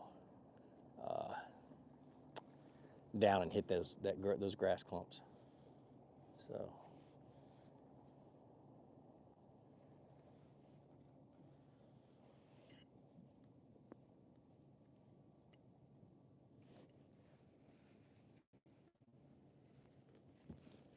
Where'd my remote go?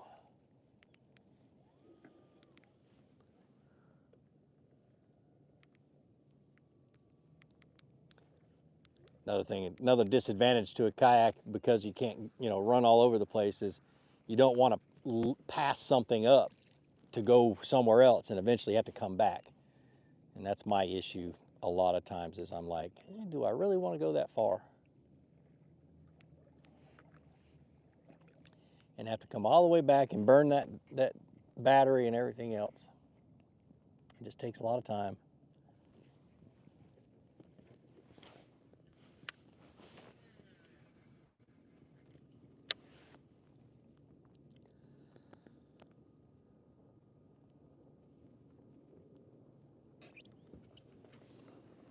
So later in the summer, these spots out here will have a ton of grass on them and be a little bit harder to fish, but the bass will be in them a lot more.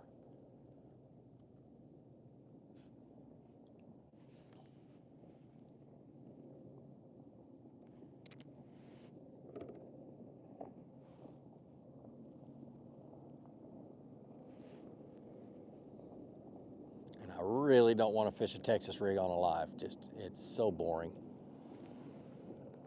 So boring.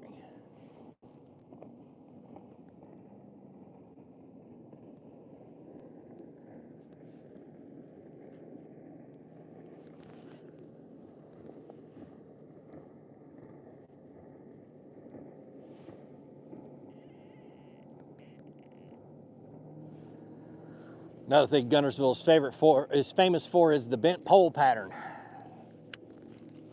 You guys familiar with the bent pole pattern? It's when you catch a fish too close to another boater and he sees you fighting it and sees your fishing rod bent over, and all of a sudden he's on top of you.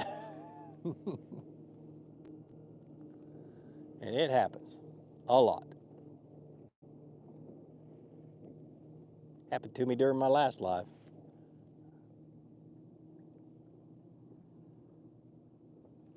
Do I love those, like those Cast King rods? The Cast King rods are okay. There's some that I don't like, some actions and powers that I don't like, but the ones that I have, like this this is a heavy, 7'5" heavy flipping rod. I use it for my jigs and my Texas rig. And then their Carolina rig rod, I use it for my chatterbaits, that kind of stuff. So I use them for different than what they recommend, but they're really good rods. The reels are outstanding. There ain't nothing wrong with the reels. Anybody gets one, they will be delighted with it. But yeah, the rods are a little bit on the soft side.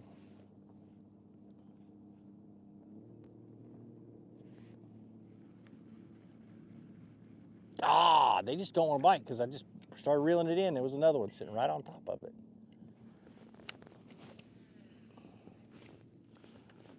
All right, last cast in this spot.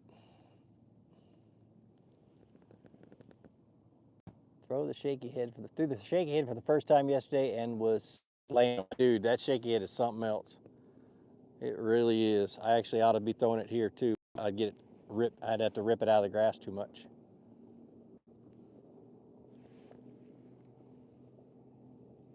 Oh, there's a bite. He was coming at the boat too. There we go. I got a hook in him this time. Finally. How long have I been doing this? You guys watched me for that long? Hour and a half, and I hadn't caught a single fish? I suck.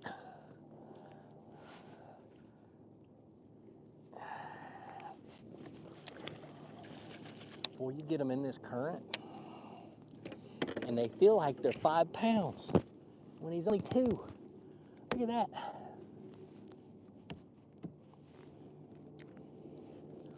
Sweetness. How about a little thumbs up for that one? Awesome. I throw a Rage cutter worm is what I'm throwing on a Texas rig.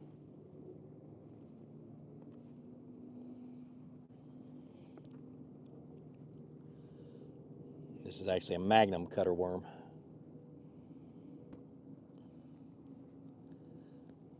Toad, that is not a toad. If you think it's a toad, I do not want to fish where you're fishing. Oh, but he was a good keeper.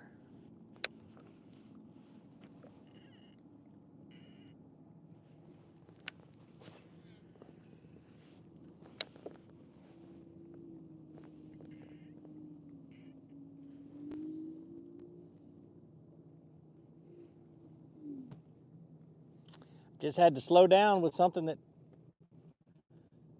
would work its way through the grass a little bit better. Tell you one thing though, I need to slightly increase my drag just a hair.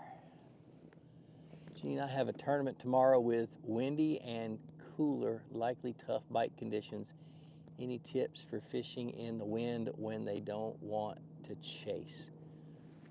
Do what I'm doing right now, because these fish don't like to chase. Drag something. I know it's hard to feel a bite, so face into the wind and drag it. And it's a hard bottom. What I like to do, even in the wind, and it works great, is you throw your football jig out, let it sink all the way to the bottom, then drop your hand. I sit down because it forces me to fish slow, but I'll put my elbows on my knees and I just literally am just crawling that jig on the bottom, super, super slow. I mean, you can see how slow I'm reeling this. See, let me get it up out of the words. So, I mean, and I want to make sure that bait moves. It's a crawfish imitator. So that's what I'm doing, is I'm crawling it super, super slow, throwing up into the current and dragging it back down, because that wind creates current. Not a whole lot, but it will. So get yourself a green pumpkin, or if it's clear water, or a black and blue if it's stained water, and just slowly, slowly drag that football jig. There's a bald eagle.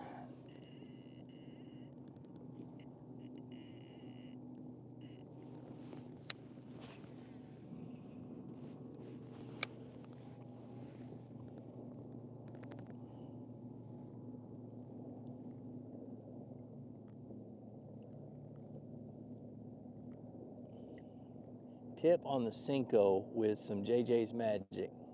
Oh, tie on a Cinco with JJ's Magic. Come on, Gene, make the move. I'd have to go super shallow to do that, bro.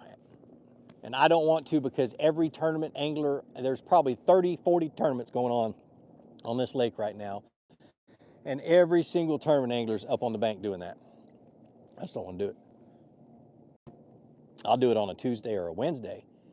I'm not going to do it today.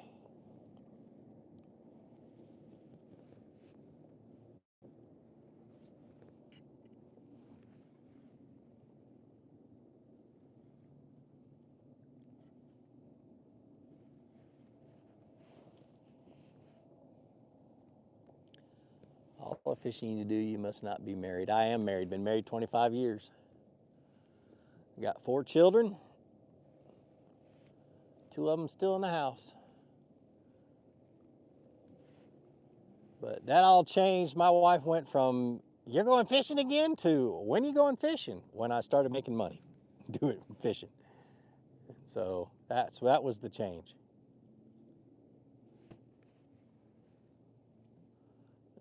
The fact that I was stubborn enough not to let it bother me until I figured out what I wanted to do was the difference. And I married a great woman. I'm married so far above myself, it's not even funny.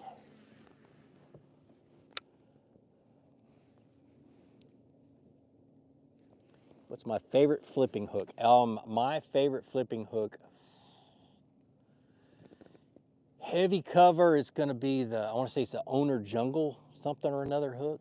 And then just flipping regular cover and stuff like that would be the Gamakatsu straight. They're both straight shank hooks, but Gamakatsu straight shank heavy cover hook. It's a G Finesse heavy cover hook, I think that's what they call it. I'm actually fishing its little brother right now. It's a straight shanked, but a lighter wire G Finesse hook with a tin keeper on it, bait keeper.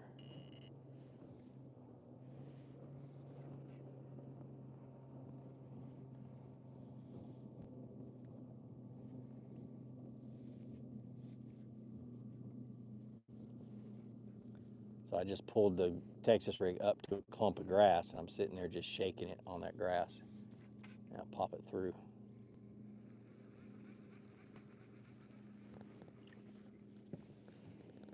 Fished Guntersville a couple weeks ago. They were in the back of creeks in about 2 to 5 foot of water in the grass. Yep, that's where they were 2 weeks ago, for sure. They're still really shallow, but like I said, there's just so many boaters fishing shallow right now. I just know that there's fish out here as well. I've been fishing Guntersville for darn near 20 years. And so,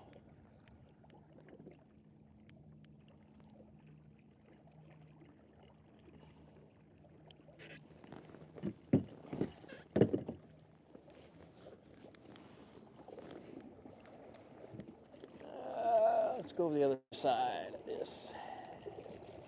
So it's basically all stumps and right here, a little bit of grass.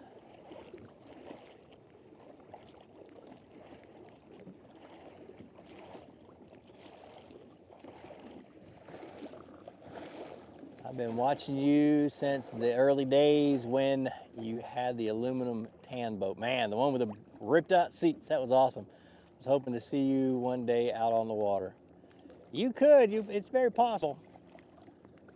I'm gonna change it. I'm gonna do some travel fishing style videos, not like vlogs, because I don't want to vlog, but I want to go to some destinations that people have maybe never heard of and fish, and just highlight the areas that are just have great lakes, but nobody ever hears about them because there's not any tournaments fished there or anything like that. So it's kind of something I want to try this year. Waiting on a few things to come in the mail, and I'm going to start right where I live, right in Rome, where there's two rivers that merge and create the Coosa River, where the fishing's really, really good, but not a whole lot of people know about it. Start there and work my way out.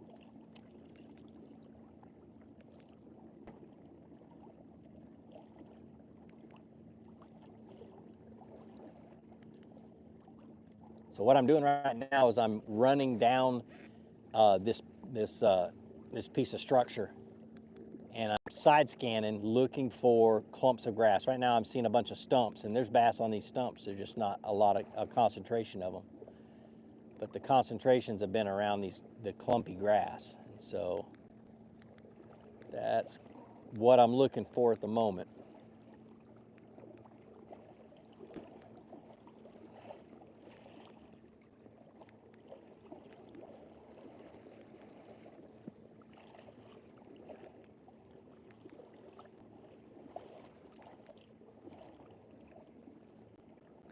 Little Bear Creek Reservoir is a pretty fun small lake. It's in western Alabama, Little Bear Creek. I might be on Duck River here in a couple of days, but I've looked at Little Bear Creek on a map. Isn't that where the state record was caught, or somewhere over that area? I think the Alabama state record was caught in that vicinity. Oop, there's some clumpy grass.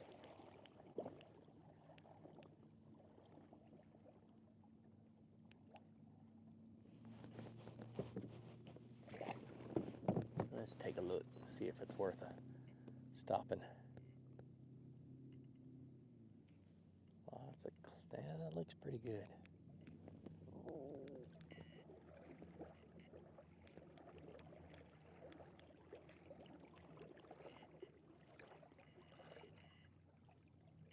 Right at 10 feet deep too.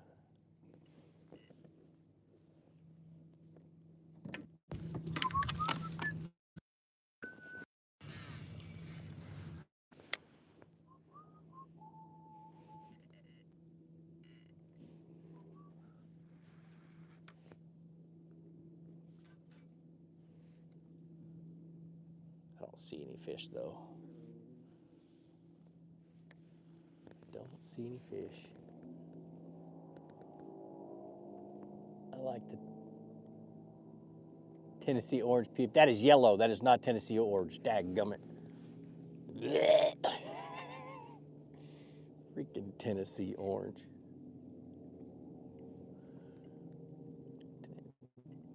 Tennessee orange is the same color as orange sherbet ice cream.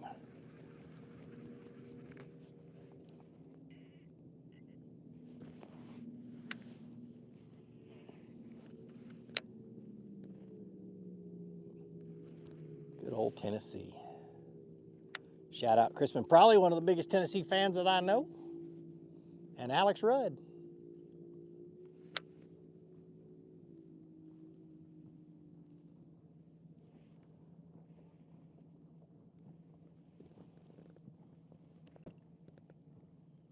Mountain View Lake, yeah, in Shelby. Yep. I remember now. 16, yeah, 16.8.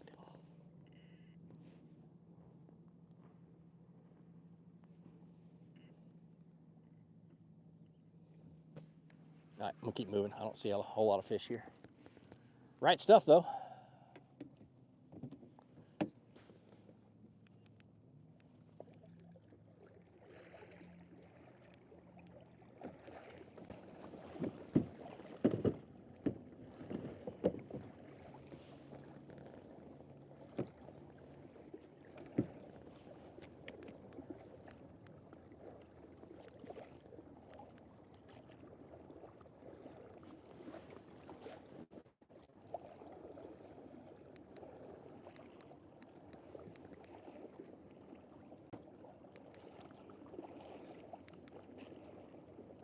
The best college is purple and gold. That is my favorite, one of my favorite color worms is a daggum green pumpkin with purple and gold flake. But that's about as far as I go with that. What lake am I? I'm on Lake Guntersville right now. I should be catching more fish than I am, but this is the first day I've been here since in a couple of weeks, 2-3 weeks, and it has rained so bad, it's not even funny. I got too deep. Let me get up shallow again. I'm in about 10 foot of water right now. Actually 12 foot, and I need to get to 10.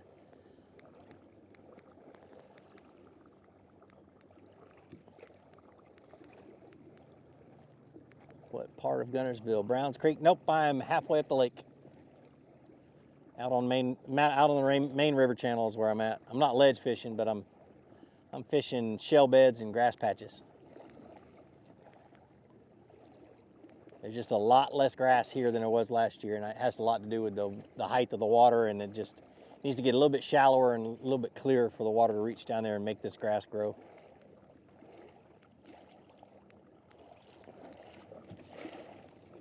I'm actually seeing a lot of stump flats right now. Oh, got some big weights coming at me right now. All right, coming up on a spot right here that I got marked.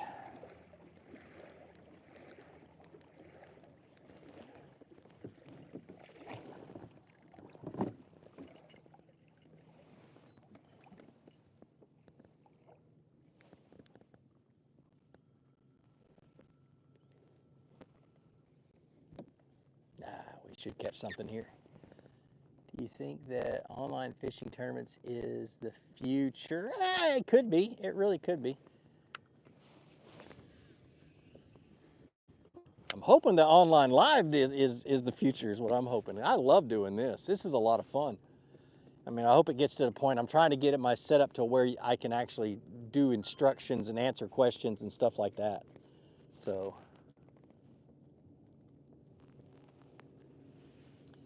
one thing about voice controlled cameras, if the wind's blowing, a lot of times they will shut off because they think you just told them to.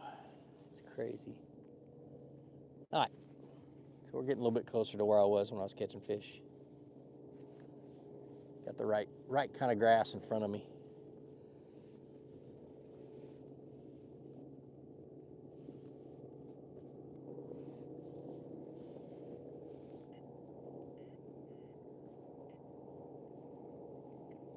I just think I stopped in the wrong spot though. I need to back up a hair. Which of these are your most inspirational figure of all times? Abraham Lincoln, John Wayne, Gacy, or Ted Bundy? None of them. Not a one, and I'm a history buff.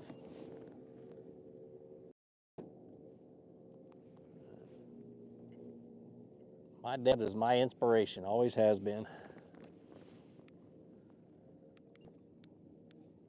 My dad was a non-judgmental, fair man. And he taught me to be the same, be non-judgmental. Not my place in life to be trying to find the worst in people.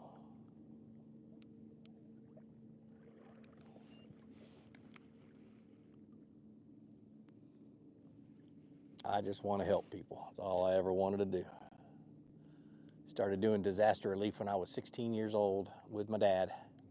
After, what was it? No, I was 15 because it was Hurricane Hugo in South Carolina. We went and helped clean that up. That was a bad one, a lot of trees down. My dad taught me how to use a chainsaw when I was 12, so we would go and cut trees. And I still do it when I can. I was fishing the ICWW near Mobile Bay a few weeks ago, and the wake of the boats made my Attack 120 disappear. I bet it did. I've had that, man. When this PWR was a prototype, when I had the prototype, I took it out here to Guntersville with 3-foot rollers.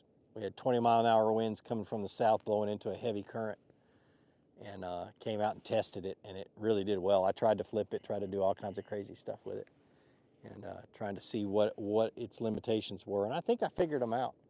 Came really close to flipping it 2 or 3 times, but it's really easy to correct it.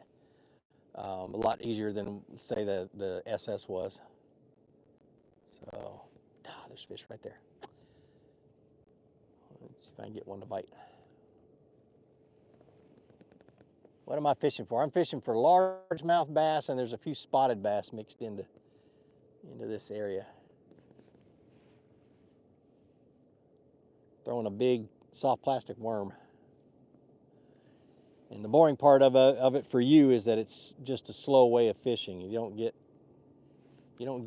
to present it to as many fish because I'm fishing it so slow. So.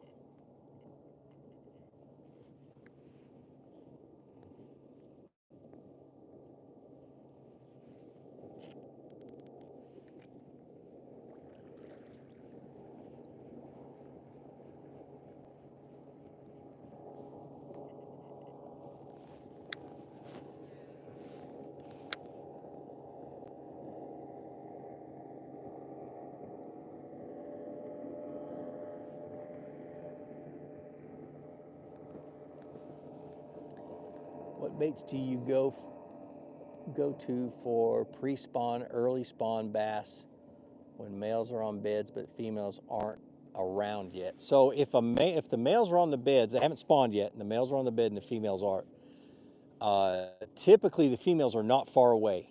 A lot of times they're in the ditch. A lot of times they're out over top of whatever the channel or ditch, or in the middle of the pocket, and they're cruising around is what they're doing. They're slowly just moving around, waiting, or they're hanging on a piece of cover, but waiting for the conditions to get right to move up to spawn. They're not going to go up early.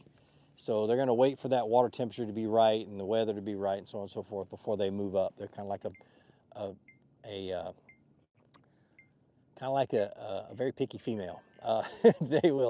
They'll just take their time. They're not going to do it until it's right. And so so I will concentrate out a little deeper on those things, and typically I will,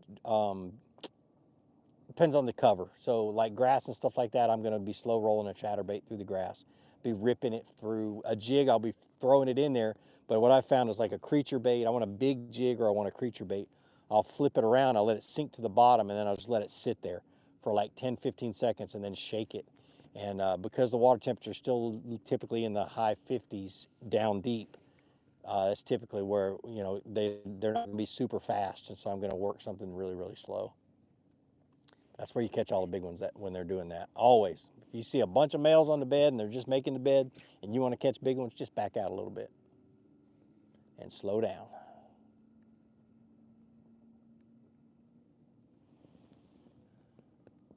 What size weight are you using on that worm? I have a 3/8 ounce on there because I don't have a half. I left all my half ounces at home, they're actually in my truck.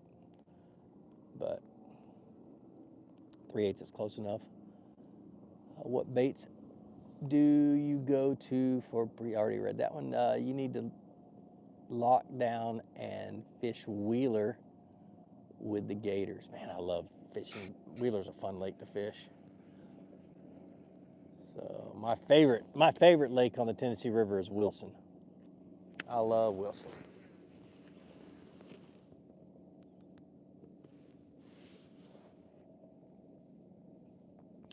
So if I catch a fish at this angle right here, I will probably not get the hook set.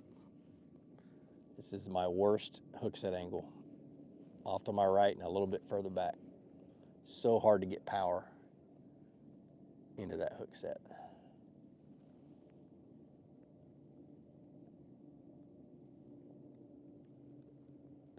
Come on, Gene, bring in some toads. Dude, I'm on a spot that usually has big ones. It's one of those spots where the females, when they're done spawning, this is the first place they show up. So that's why I kind of came out here. The only issue is we've had such a mild spring. I mean, it's been really, it was 57 degrees this morning. And typically this time of the year, we're looking at 90s, high 90s. Water temperatures usually in the mid 80s. And right now we're at 77-degree water temperature. So might be a little early for them to be out here, but they should be. They should be hanging around. Let's see, how far am I from that spot? All right.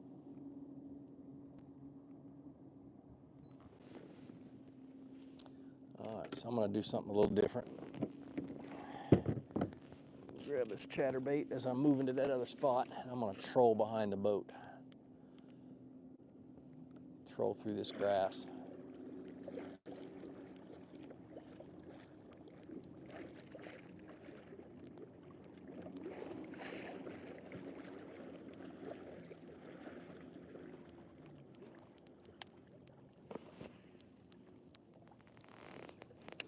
Whoa, spun it too far. There we go. All right.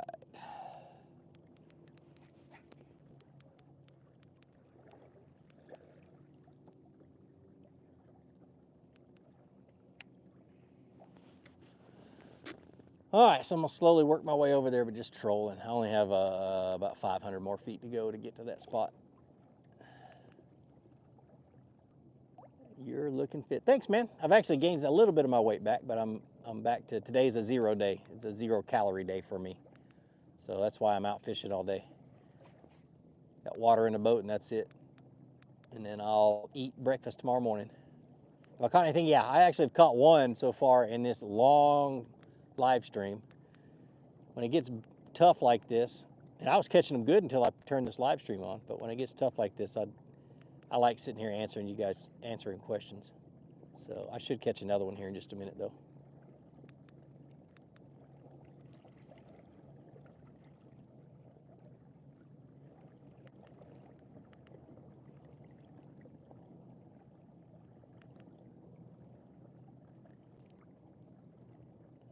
Let's see.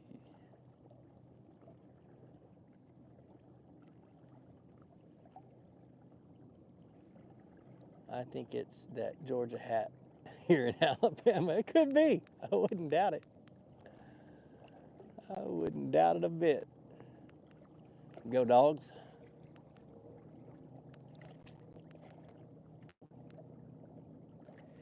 Yeah, if you guys haven't seen my latest video, you got to check it out. It's my June baits video. I talk about the best baits to fish in June. Unless you're up north and the water temperature is still cool, then go watch my last month and the month, you know, my April and May videos for baits. Unfortunately, that's what viewers want to see is baits. They don't want to. Not nearly as many people are watching how-to videos as they are just wanting to see what baits. It's crazy. Crazy how good those videos do.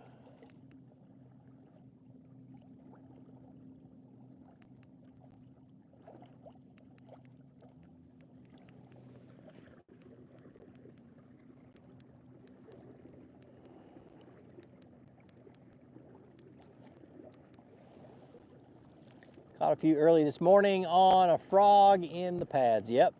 Then the wind started blowing here in North Carolina. Dude, I think I left my frog rod in the, well, I wasn't going to be fishing super shallow, so I left my frog rod in the truck, but typically I bring it with me. Might end up going over here to these flats and see if there's any bluegill spawning and see if there's any bass hanging around them. What time is it right now? 1:19. Yeah, these tournaments are going to be winding down in a minute. We'll see fewer boats on the water.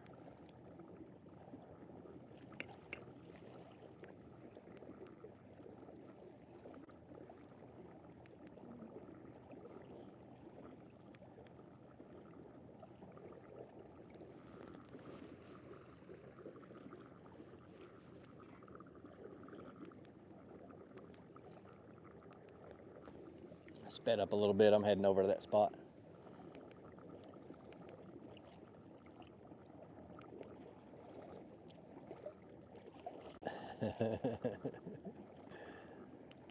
Yeah, probably.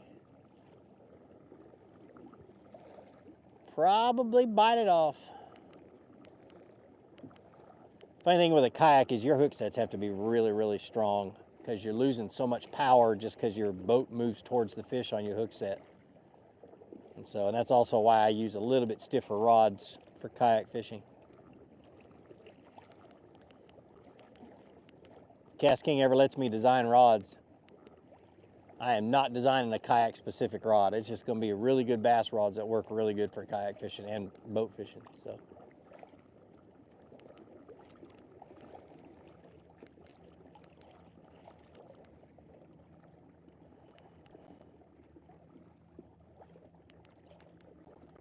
All right, let's see.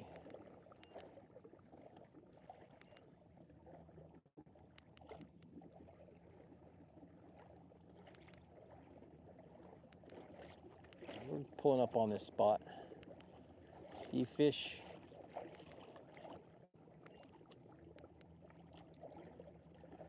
In a bass boat? Do you fish a boat anymore? In a boat, I'm assuming. I get that question a lot. No, I don't. I do fish in buddies' boats. I sold my boat. I just love fishing out of a kayak. Just a different challenge, and I've learned so much about bass behavior and stuff like that since fishing out of a kayak, because I have to slow way down.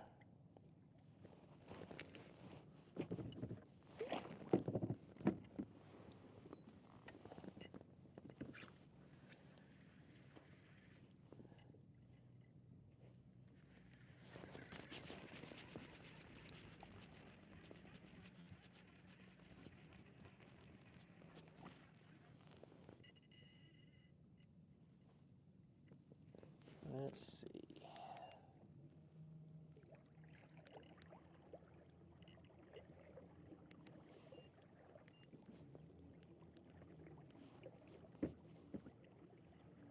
I don't know.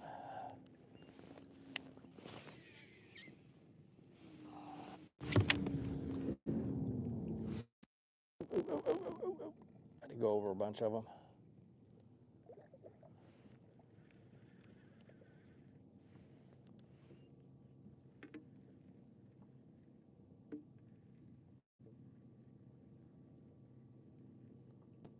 Slow rolling a chatterbait on the bottom is what I'm doing.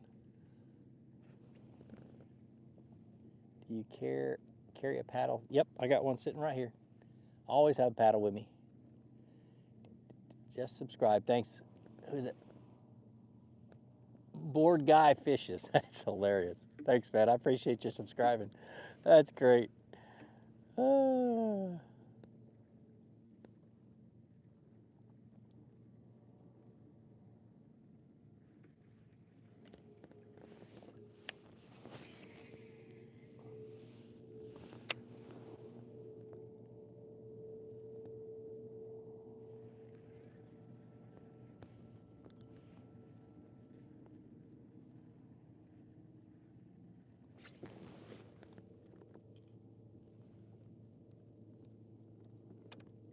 Oh, I'm not there yet. Oh, goodness. Thought I was there, but I'm not. Not even close. Well, closer than I was. I stopped because I thought I was at the spot, but I'm not. Would help if I looked at my GPS waypoints.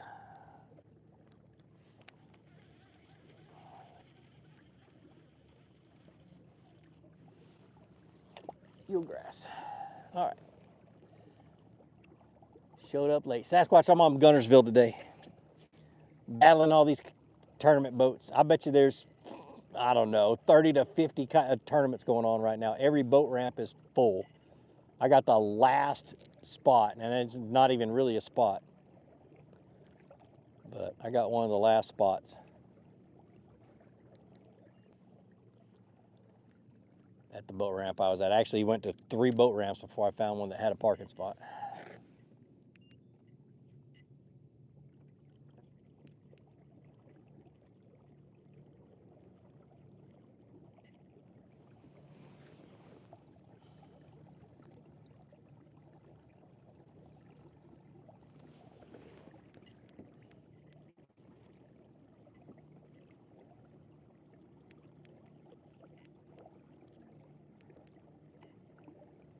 I'm just glad it's not raining.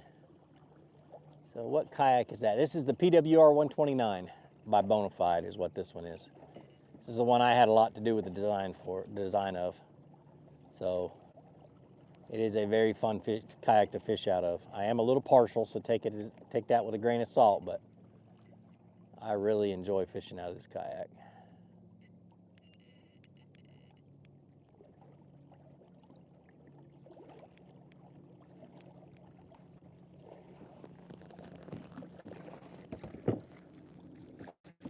All right, ski boats are starting to come out. What's wrong with that? Actually, that's not even a ski boat. There's not a lot of wakeboard boats on this lake, so. Do you think kayak color matters? No, I don't. Mine's camo, but that's just because that's the one they sent me, or they made me. So I got a prototype to start with and was messing around with it, and it wasn't 100%. And so when it was time for me to order my actual production boat, they were out of a lot of parts. So what I did is I had them pour me a hole, and I went and picked it up, and I took it home, and I took all the parts off of the prototype and put them on here. So that way I didn't have to wait several weeks to get it. I've had this one for a year and a half now. Where can you buy one of those kayaks? The best places to buy them is your local paddle shop that carries Bonafide. If you go to the Bonafide website, Bonafide Fishing or Bonafide Kayaks website, you can find the dealer.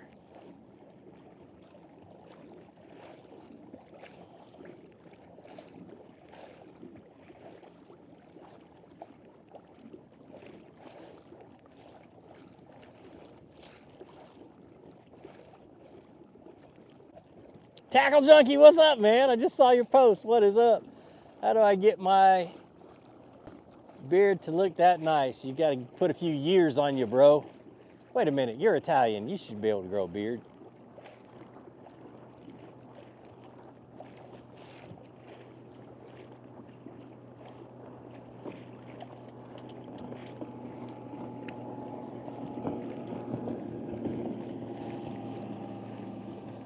Yeah, bass boat didn't want to go behind me. That's okay. He did go right over my spot, though. How are we looking for power? Yeah, we're good for. I'm looking at bat power on my microphone.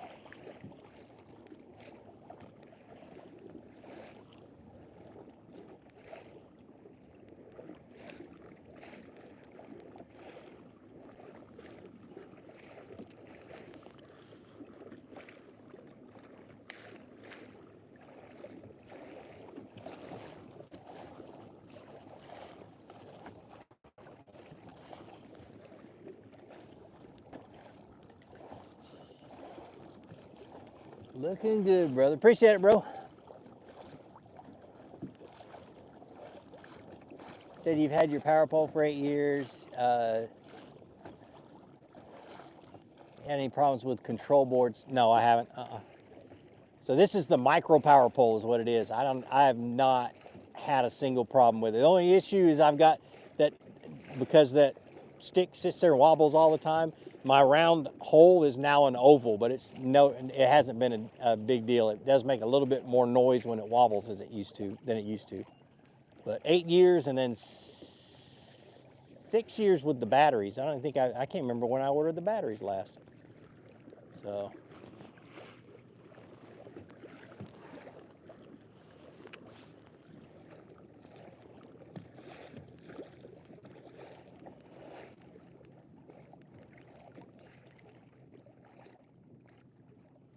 All right.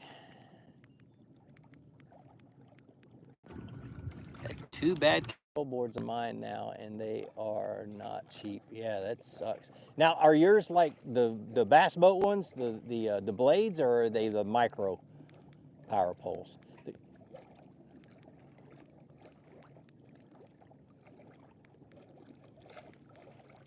What's the price tag on a Bonafide kayak look like? What are they, $1,800, I think? Somebody else will be able to look them up, but a PWR is like $1,800, $1,900. Might be less, a little less than that. Here's the micro, okay.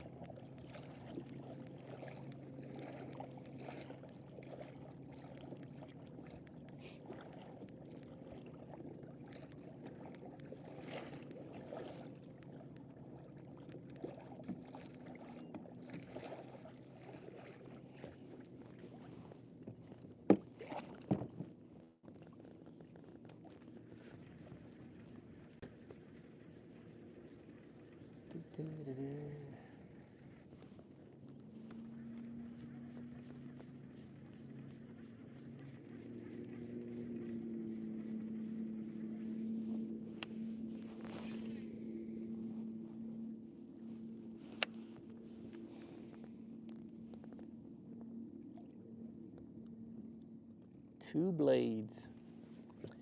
Yep. Yeah, I know that the new blades only have one pump, which is nice. Really, they don't have separate pumps. I'm really glad for that. One thing I can tell you about Power Pole being in the industry as long as I have is Power Pole is one of the best companies in the industry. The guys that work there love it. I've never heard a person complain about working there. Plus, they back their product. I mean, way back. Never mind. Hold on. Oh, that's a big one. That's gonna be a drum. If that's a bass, that's a giant bass. It could also be a catfish. Nope, he's fighting like a catfish or a drum. On a chatterbait. Whatever it is, it's a big fish. It is definitely not a bass.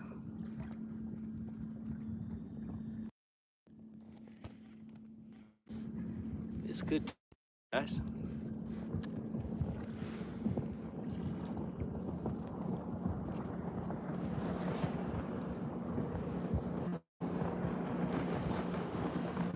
Going up under the boat.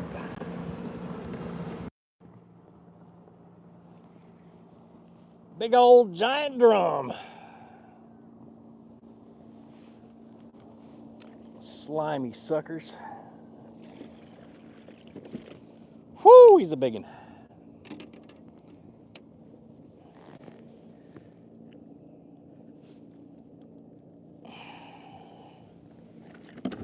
Son of a gun. Slimy. Just let me get my chatterbait out your mouth. Show it to you. Look at that son of a gun.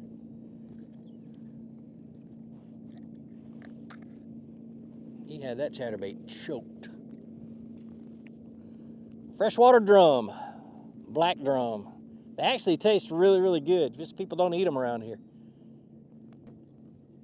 It's probably 8 pounds, 9 pounds. I almost leaned too far.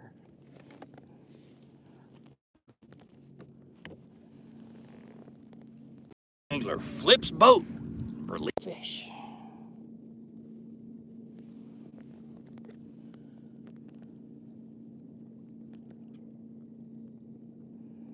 What it is about me and drum, dude. I catch them.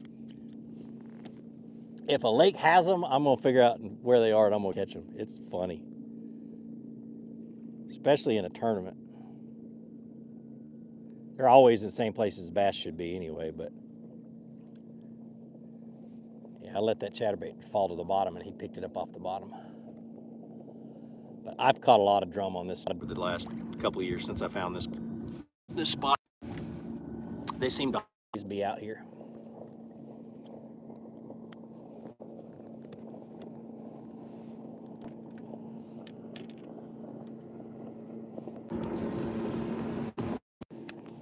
But there's bass here too.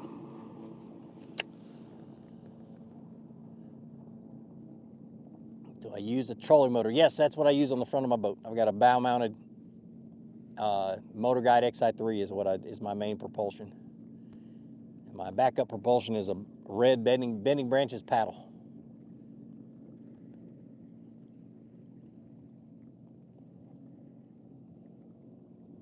What's that knot called? That's the improved clinch knot. Been tying it since I was 3 years old.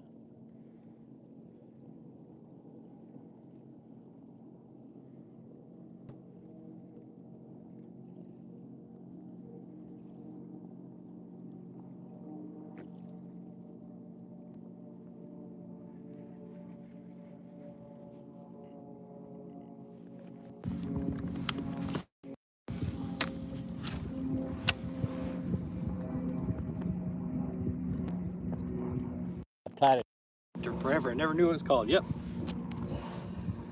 Between that pal knot, there's really not another knot that you need to know. Tie.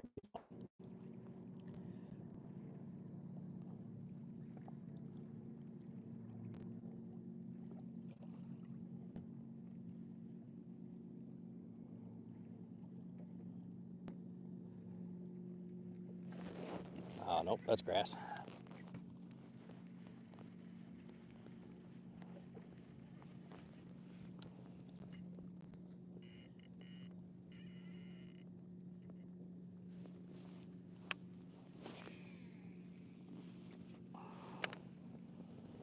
Just joined. What target are you fishing to? I'll show you. That one right there, middle of the lake. I'm actually throwing up on a hump. So we got current from the Tennessee River pushing this way, and it's just a little hump that stays hard. You know, the silt can't settle on because of the current. And so I'm fishing hard spots and grass. I got some clumpy grass. So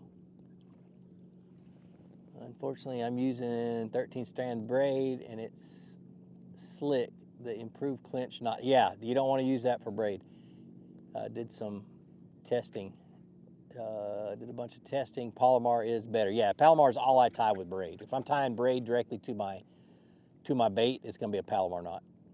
So, and then if I'm punching, you know, you hear a lot of people talk about the snell knot when you're punching. Only time I'll tie a snell knot on my punching rod or flipping hook is if I'm throwing an 1.25 ounce or heavier weight. Any other time, I'm just throwing I'm tying a Palomar.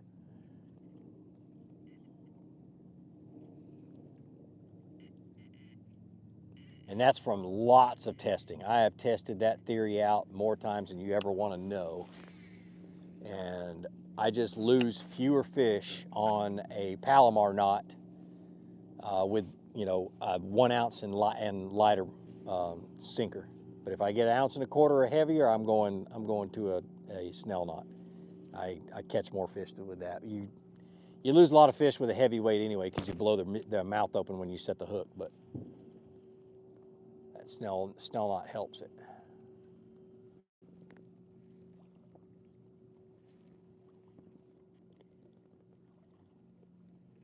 Got it, thanks. Fishing deep is my Achilles heel. Still need to get a better offshore. Dude, learn how to read a lake map. That is the most important. I read a map more than anything, and then side scan, you know. Yeah, I've got active target on right now, my forward facing sonar, but I use my side scan a ton more than I do active target when I'm offshore. It helps me just find the cover that they're in and on the structure. But the biggest thing is learn how to read a lake map. I actually collect the old paper maps. I've got a couple hundred of them, and I use them all the time.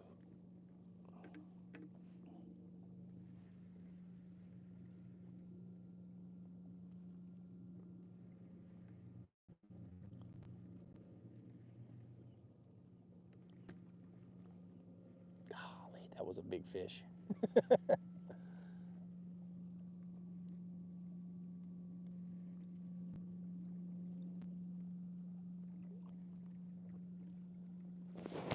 Oh, there was another one.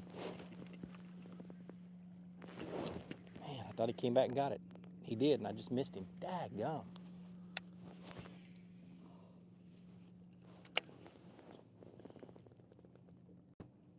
I don't know why they're short striking this thing. Maybe I need to change colors.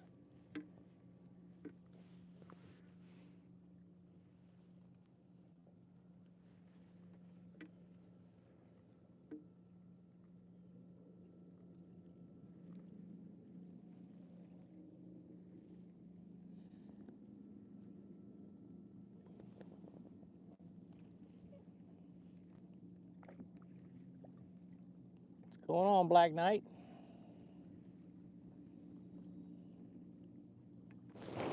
And he freaking thumped it again. He must be little bitty.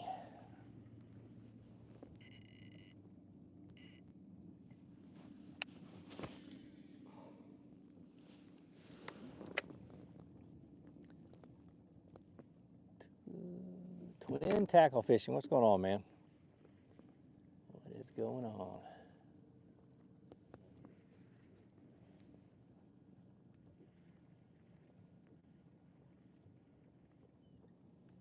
I'm gonna show you guys what I'm fishing here on the fish finder real quick, as soon as I get this bait in.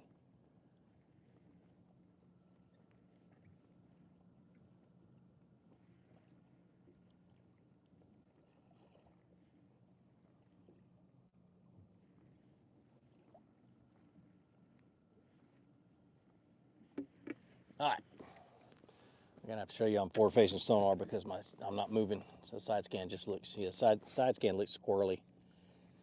Yeah, see everything's really long and wavy because I'm sitting still, but on active target you can see. So that's a fish right there. See right there, that's a fish. Clump of grass, clump of grass, clump of grass under the boat. Another clump of grass over there, but that is a bass sitting right there, just out of the current. The current is flowing this way, and so he just tucked in behind that grass. Where's that? And that's the one I missed twice.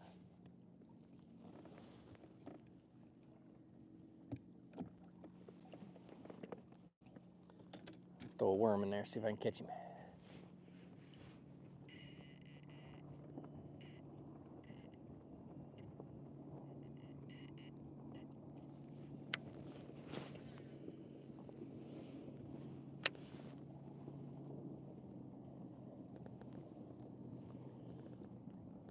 How often do you clear your waypoints?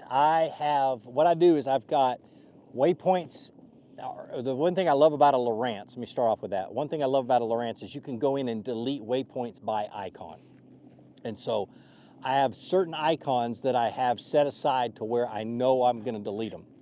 So like the fish icon and the grass icon, those are not gonna be the same year to year, especially the fish icon. So I use a green fish for bass, I use a pink fish for bluegill, and because that changes year to year, I can go at the end of the year, or about every 4 to 6 months, I'll go in and I'll delete just those icons. And at the end of the year, I'll delete all the grass icons. But I keep the structure icons, so the rock and the drop and the points and stuff like that. I keep all of those, and any of the safety ones, safety waypoints like little channels. Then when it gets really dangerous, like at Lake Fork, I have a lot of a couple of different icons that I use just for safety, and those never change. So when I go back to Lake Fork, they'll be there.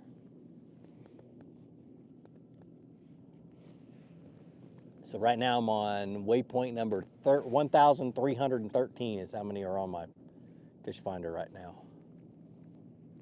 1313, my lucky number.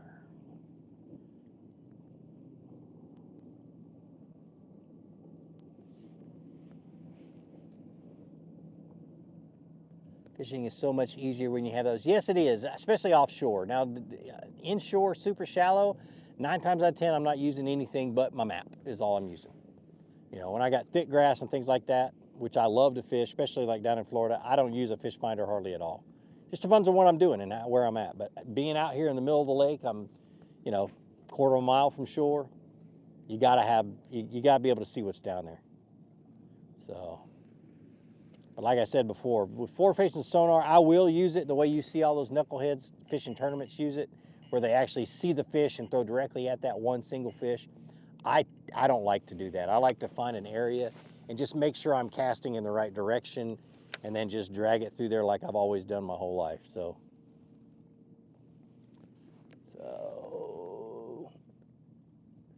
brother, show me a big fish. Man, you just missed one. I caught one just a few minutes ago. Big old, about an 8 or 9 pound drum. I'm gonna take one of those home one day and cook them. They're just so slimy. They get everything messy. I caught more than a 20 pound one years ago on my big boat back when I had my big boat, and I laid that thing on the deck on the carpet, and it took 2 months to get the slime out of the carpet. It was bad.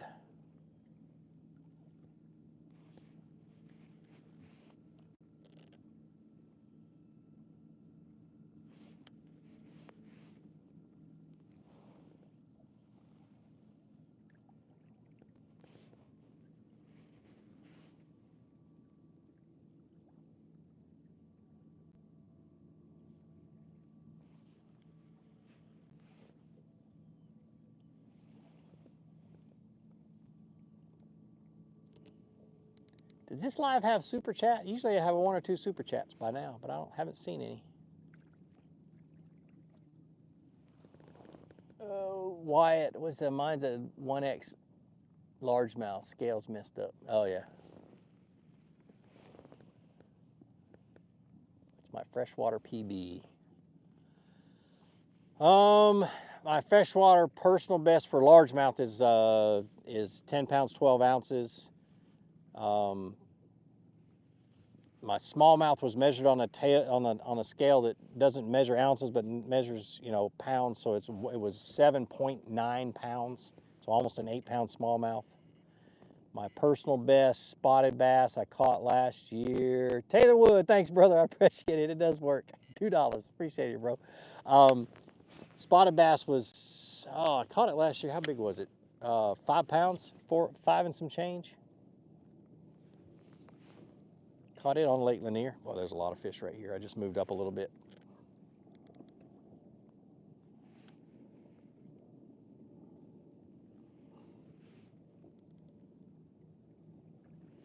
Just got to figure out what they want to bite, or how they want to bite, really.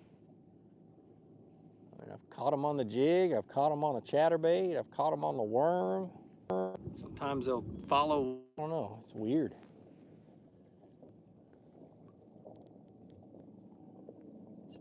Brad, thanks, man. I appreciate it. Yeah.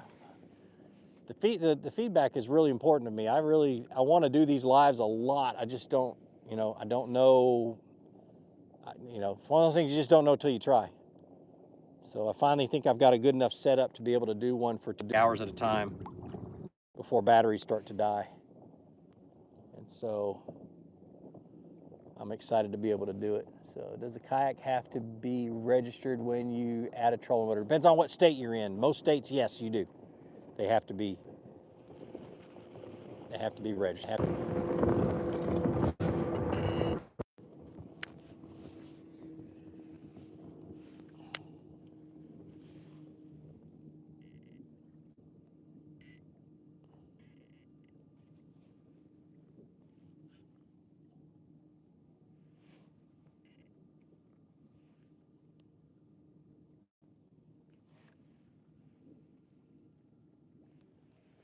Man, I can't believe I'm not catching a fish right here. There's fish swimming everywhere. Do you like using the ribbit hollow body frog? Yes, I do. I do. Especially in lily pads. I really love that frog in lily pads. I don't know why it works so well. It just does. Mainly because it makes a lot of noise. You don't have to work it quite as hard.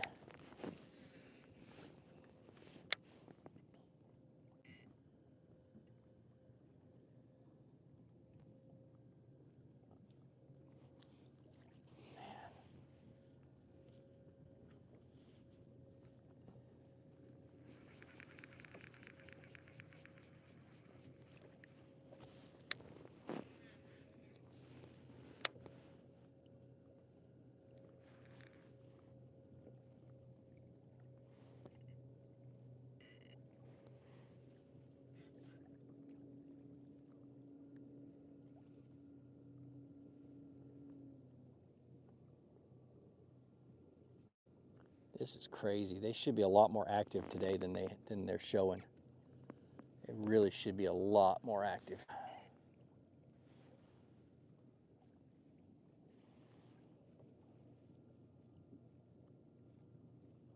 It's weird that they're not. I mean, you got current flowing, you got a warming trend, you've got everything that they want.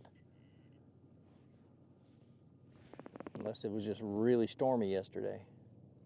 What's your thoughts on the Lowrance Eagle Eye 9 with live sonar? The Eagle Eye, I have not used it. I've had one for a while. They just don't make a pole mount, and I'm gonna have to buy an aftermarket one. Somebody makes one using a 3D printer, but they told me that they were coming out with one, so I haven't bought the 3D printed one yet. But I haven't heard whether they've come out with it or not. So.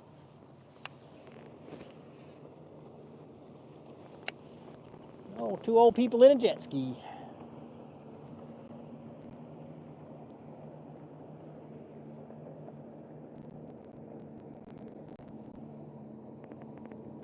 I was using, a minute ago, I was using a Texas rig worm. It was a Rage cutter worm, Magnum cutter worm from Rage Tail. And now I'm throwing an tungsten Evo chatterbait. Problem is I got current flowing and I'm kind of in the wrong position. I need to be down there and turned up current.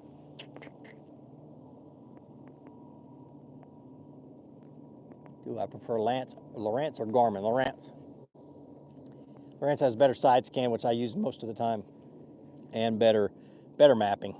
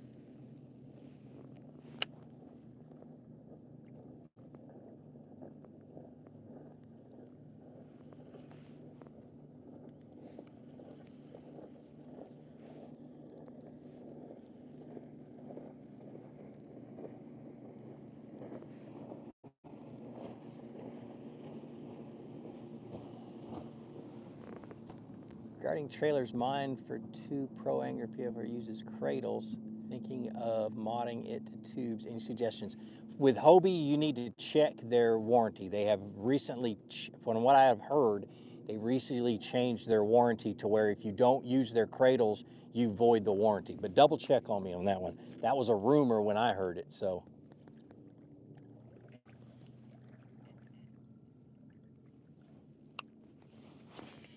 It was more or less them trying to get away with all of the breakages they were having, get away with not honoring warranties, in my opinion, because last 2 years they've had some serious warranty issues. I've taken a deep dive into bass fishing the last few years. I now have a boat, but don't have live scope. Am I missing on a learning situation? Not really. I mean, I've learned a lot about how they react to stuff. But I would say it's nice to have. I use it a lot. I use Active Target. I've had it for 3.5 years. I use it a lot, but I don't use it to pinpoint fish. I use it just to see how they're located on structure and on cover and stuff like that, and just to make sure, kind of shorten the amount of time I'm in an area, make sure I know that there's fish in the area. So, and then a lot of times they'll let it, because of how they react to my bait, I'm able to tell what species they are, but not all the time.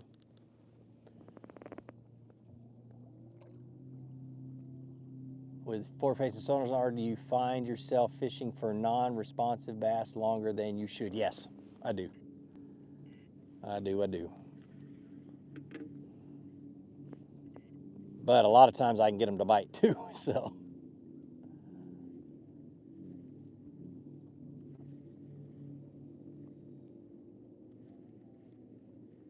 All right, we about to make a big move. When you set up your live, how much do you change the contrast when you go out further?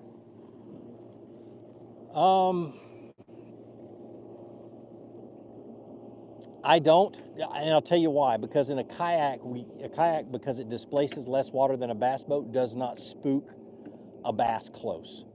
And so I can get a lot closer to my fish than a bass boat can. So I've noticed fishing when I'm watching guys fish out of a bass boat when they're working offshore, they can bring a fish into about 50 feet, and then that bass will turn away. With the kayak, I can bring them all the way into 10 feet and they don't turn away. So I can work them a lot longer. So I don't typically run it past 100 feet out, and I don't change my settings once I have a good one. Now, when clarity changes and you get a lot of crap in the water, you have to change your settings, but that's about it.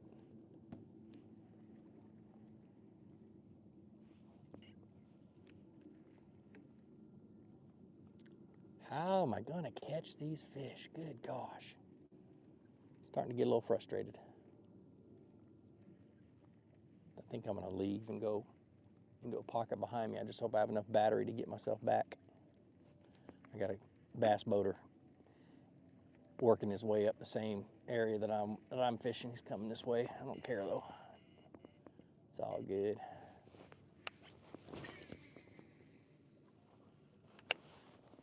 I'm sitting on the best spot, so it won't hurt me. I'm trying for a drop shot. Yeah, I did not put my spinning rod in the boat. Ooh, just scanned past a lot of fish. Let that chatterbait get to the bottom. I'm gonna slow roll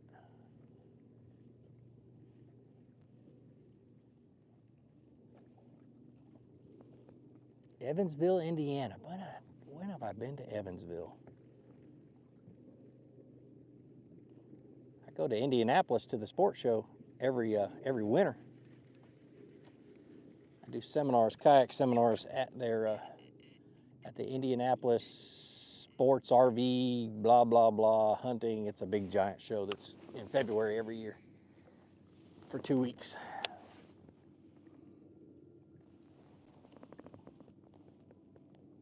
Cinco, don't you tell. I've got it on, tied on. I'll have to go shallow to do it, but I'm waiting for all these bass boats to go in after after the tournament's over. I've got fish sitting right in front of me. I mean, I know they're here. So let me just slow down and concentrate for a minute. Stop talking to you guys for a second. I'll catch one.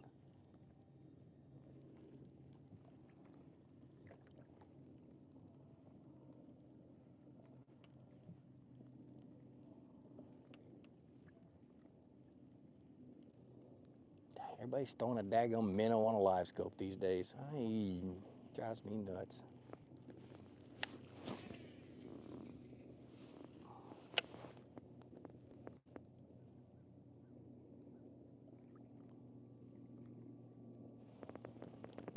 Do you ever suspend a bait under the kayak while you're casting another? No, I don't.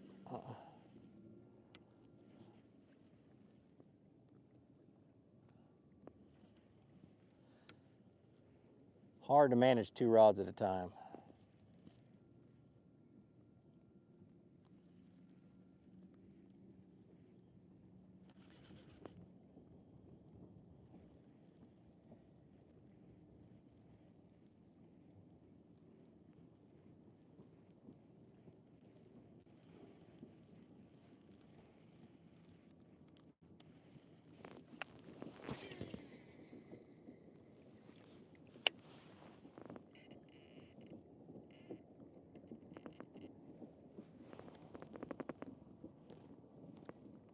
The Ned rig.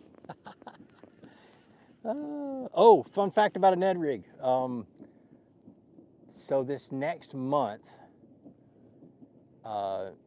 certain TRD colors on the Z-Man website are going to be on sale, like a really, really good sale. So if you guys need to stock up on Z-Man Ned rig stuff, they got some stuff that's on sale. I'll make a video about it when I get a chance. I've got some stuff. I'm not sponsored by Z-Man, but I'm good friends with the guys that work there, so they'll send me like a package of stuff when they're doing a promotion like this, and so I know what's going on. That way I can let my people know. So this month it'll be Ned rig stuff that's on sale.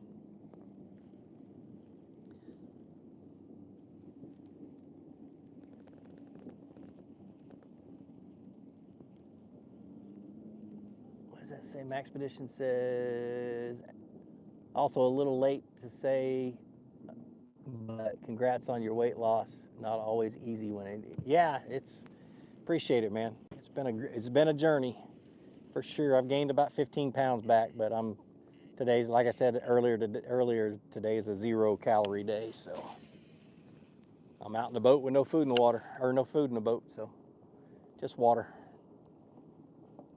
I'll eat sometime tomorrow. Keep making the same cast because there's fish all over this one clump of grass, and I have not been able to hit it yet because of this current.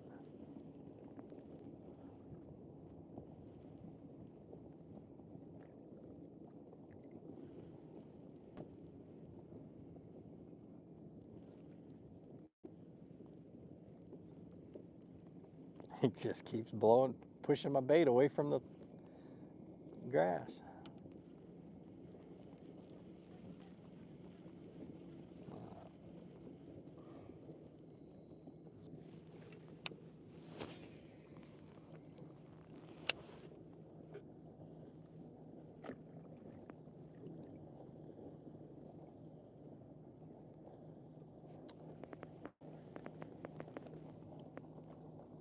Bet you while working at Bass Pro in Orlando. Yeah, dude, that's awesome. What's the water temp and air temp here in Nevada getting? I don't know. Right now, our air water temperature is 77 degrees. It's the coldest I've ever seen it this time of year.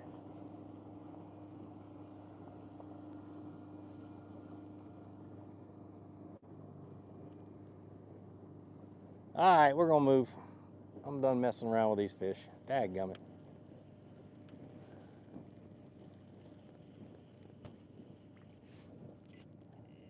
I'll make one more cast. I might drag a jig before I go. Hold on a minute.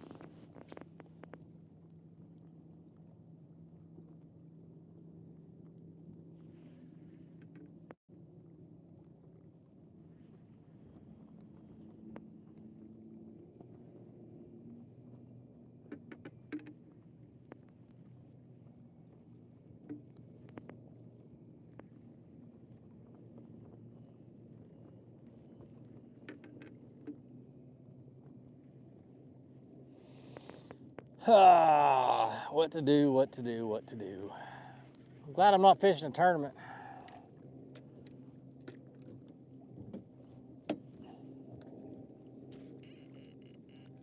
I am glad I'm not fishing a tournament.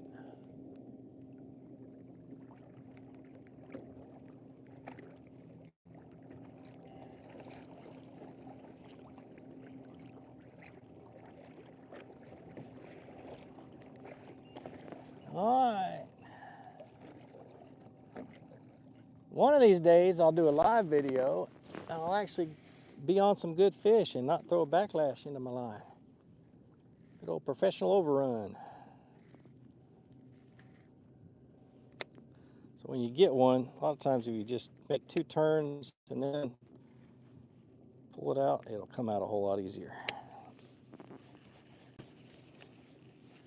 There we go. All right, this is my last cast on this spot.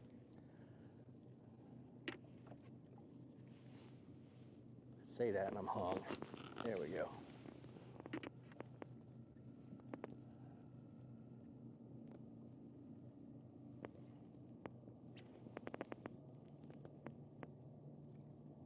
It'd be sweet to get you and Hoover. I'll be staying at his place tonight probably. It's my favorite rod brand. Well, I'm sponsored by Cast King. So take that with the way it is. They pay me, so I'm gonna be honest with you. They're good rods. They are really good rods. They're great for the price. But if somebody asked me like what the best rod on the market was, I'm gonna tell you it's a Dobbins Extreme is the best rod on the market. Dobbins Champion Extreme is what it is.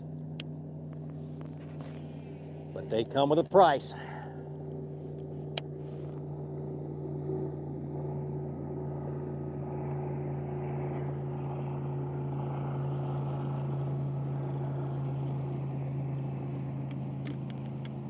Now the pleasure boaters come out.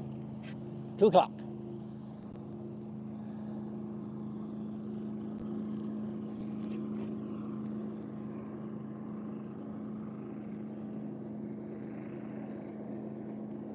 All right, y'all, I'm gonna bring this one in and end this live cast. And if I get into something to where I'm consistently catching them like I was prior to starting this live deal, I will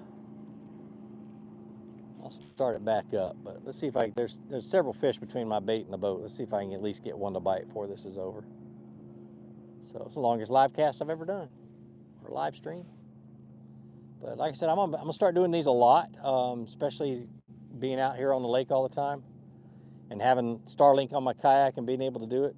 I'm definitely going to be doing it a lot. So, all right, we'll see. I'm going to go try something different. Y'all take it easy. Like I always say, be sure to introduce somebody to fishing, introduce them to my channel. Let me help you teach them how to fish. More importantly, get out on the water, go ahead and catch some fish, and have a great day. We'll see you.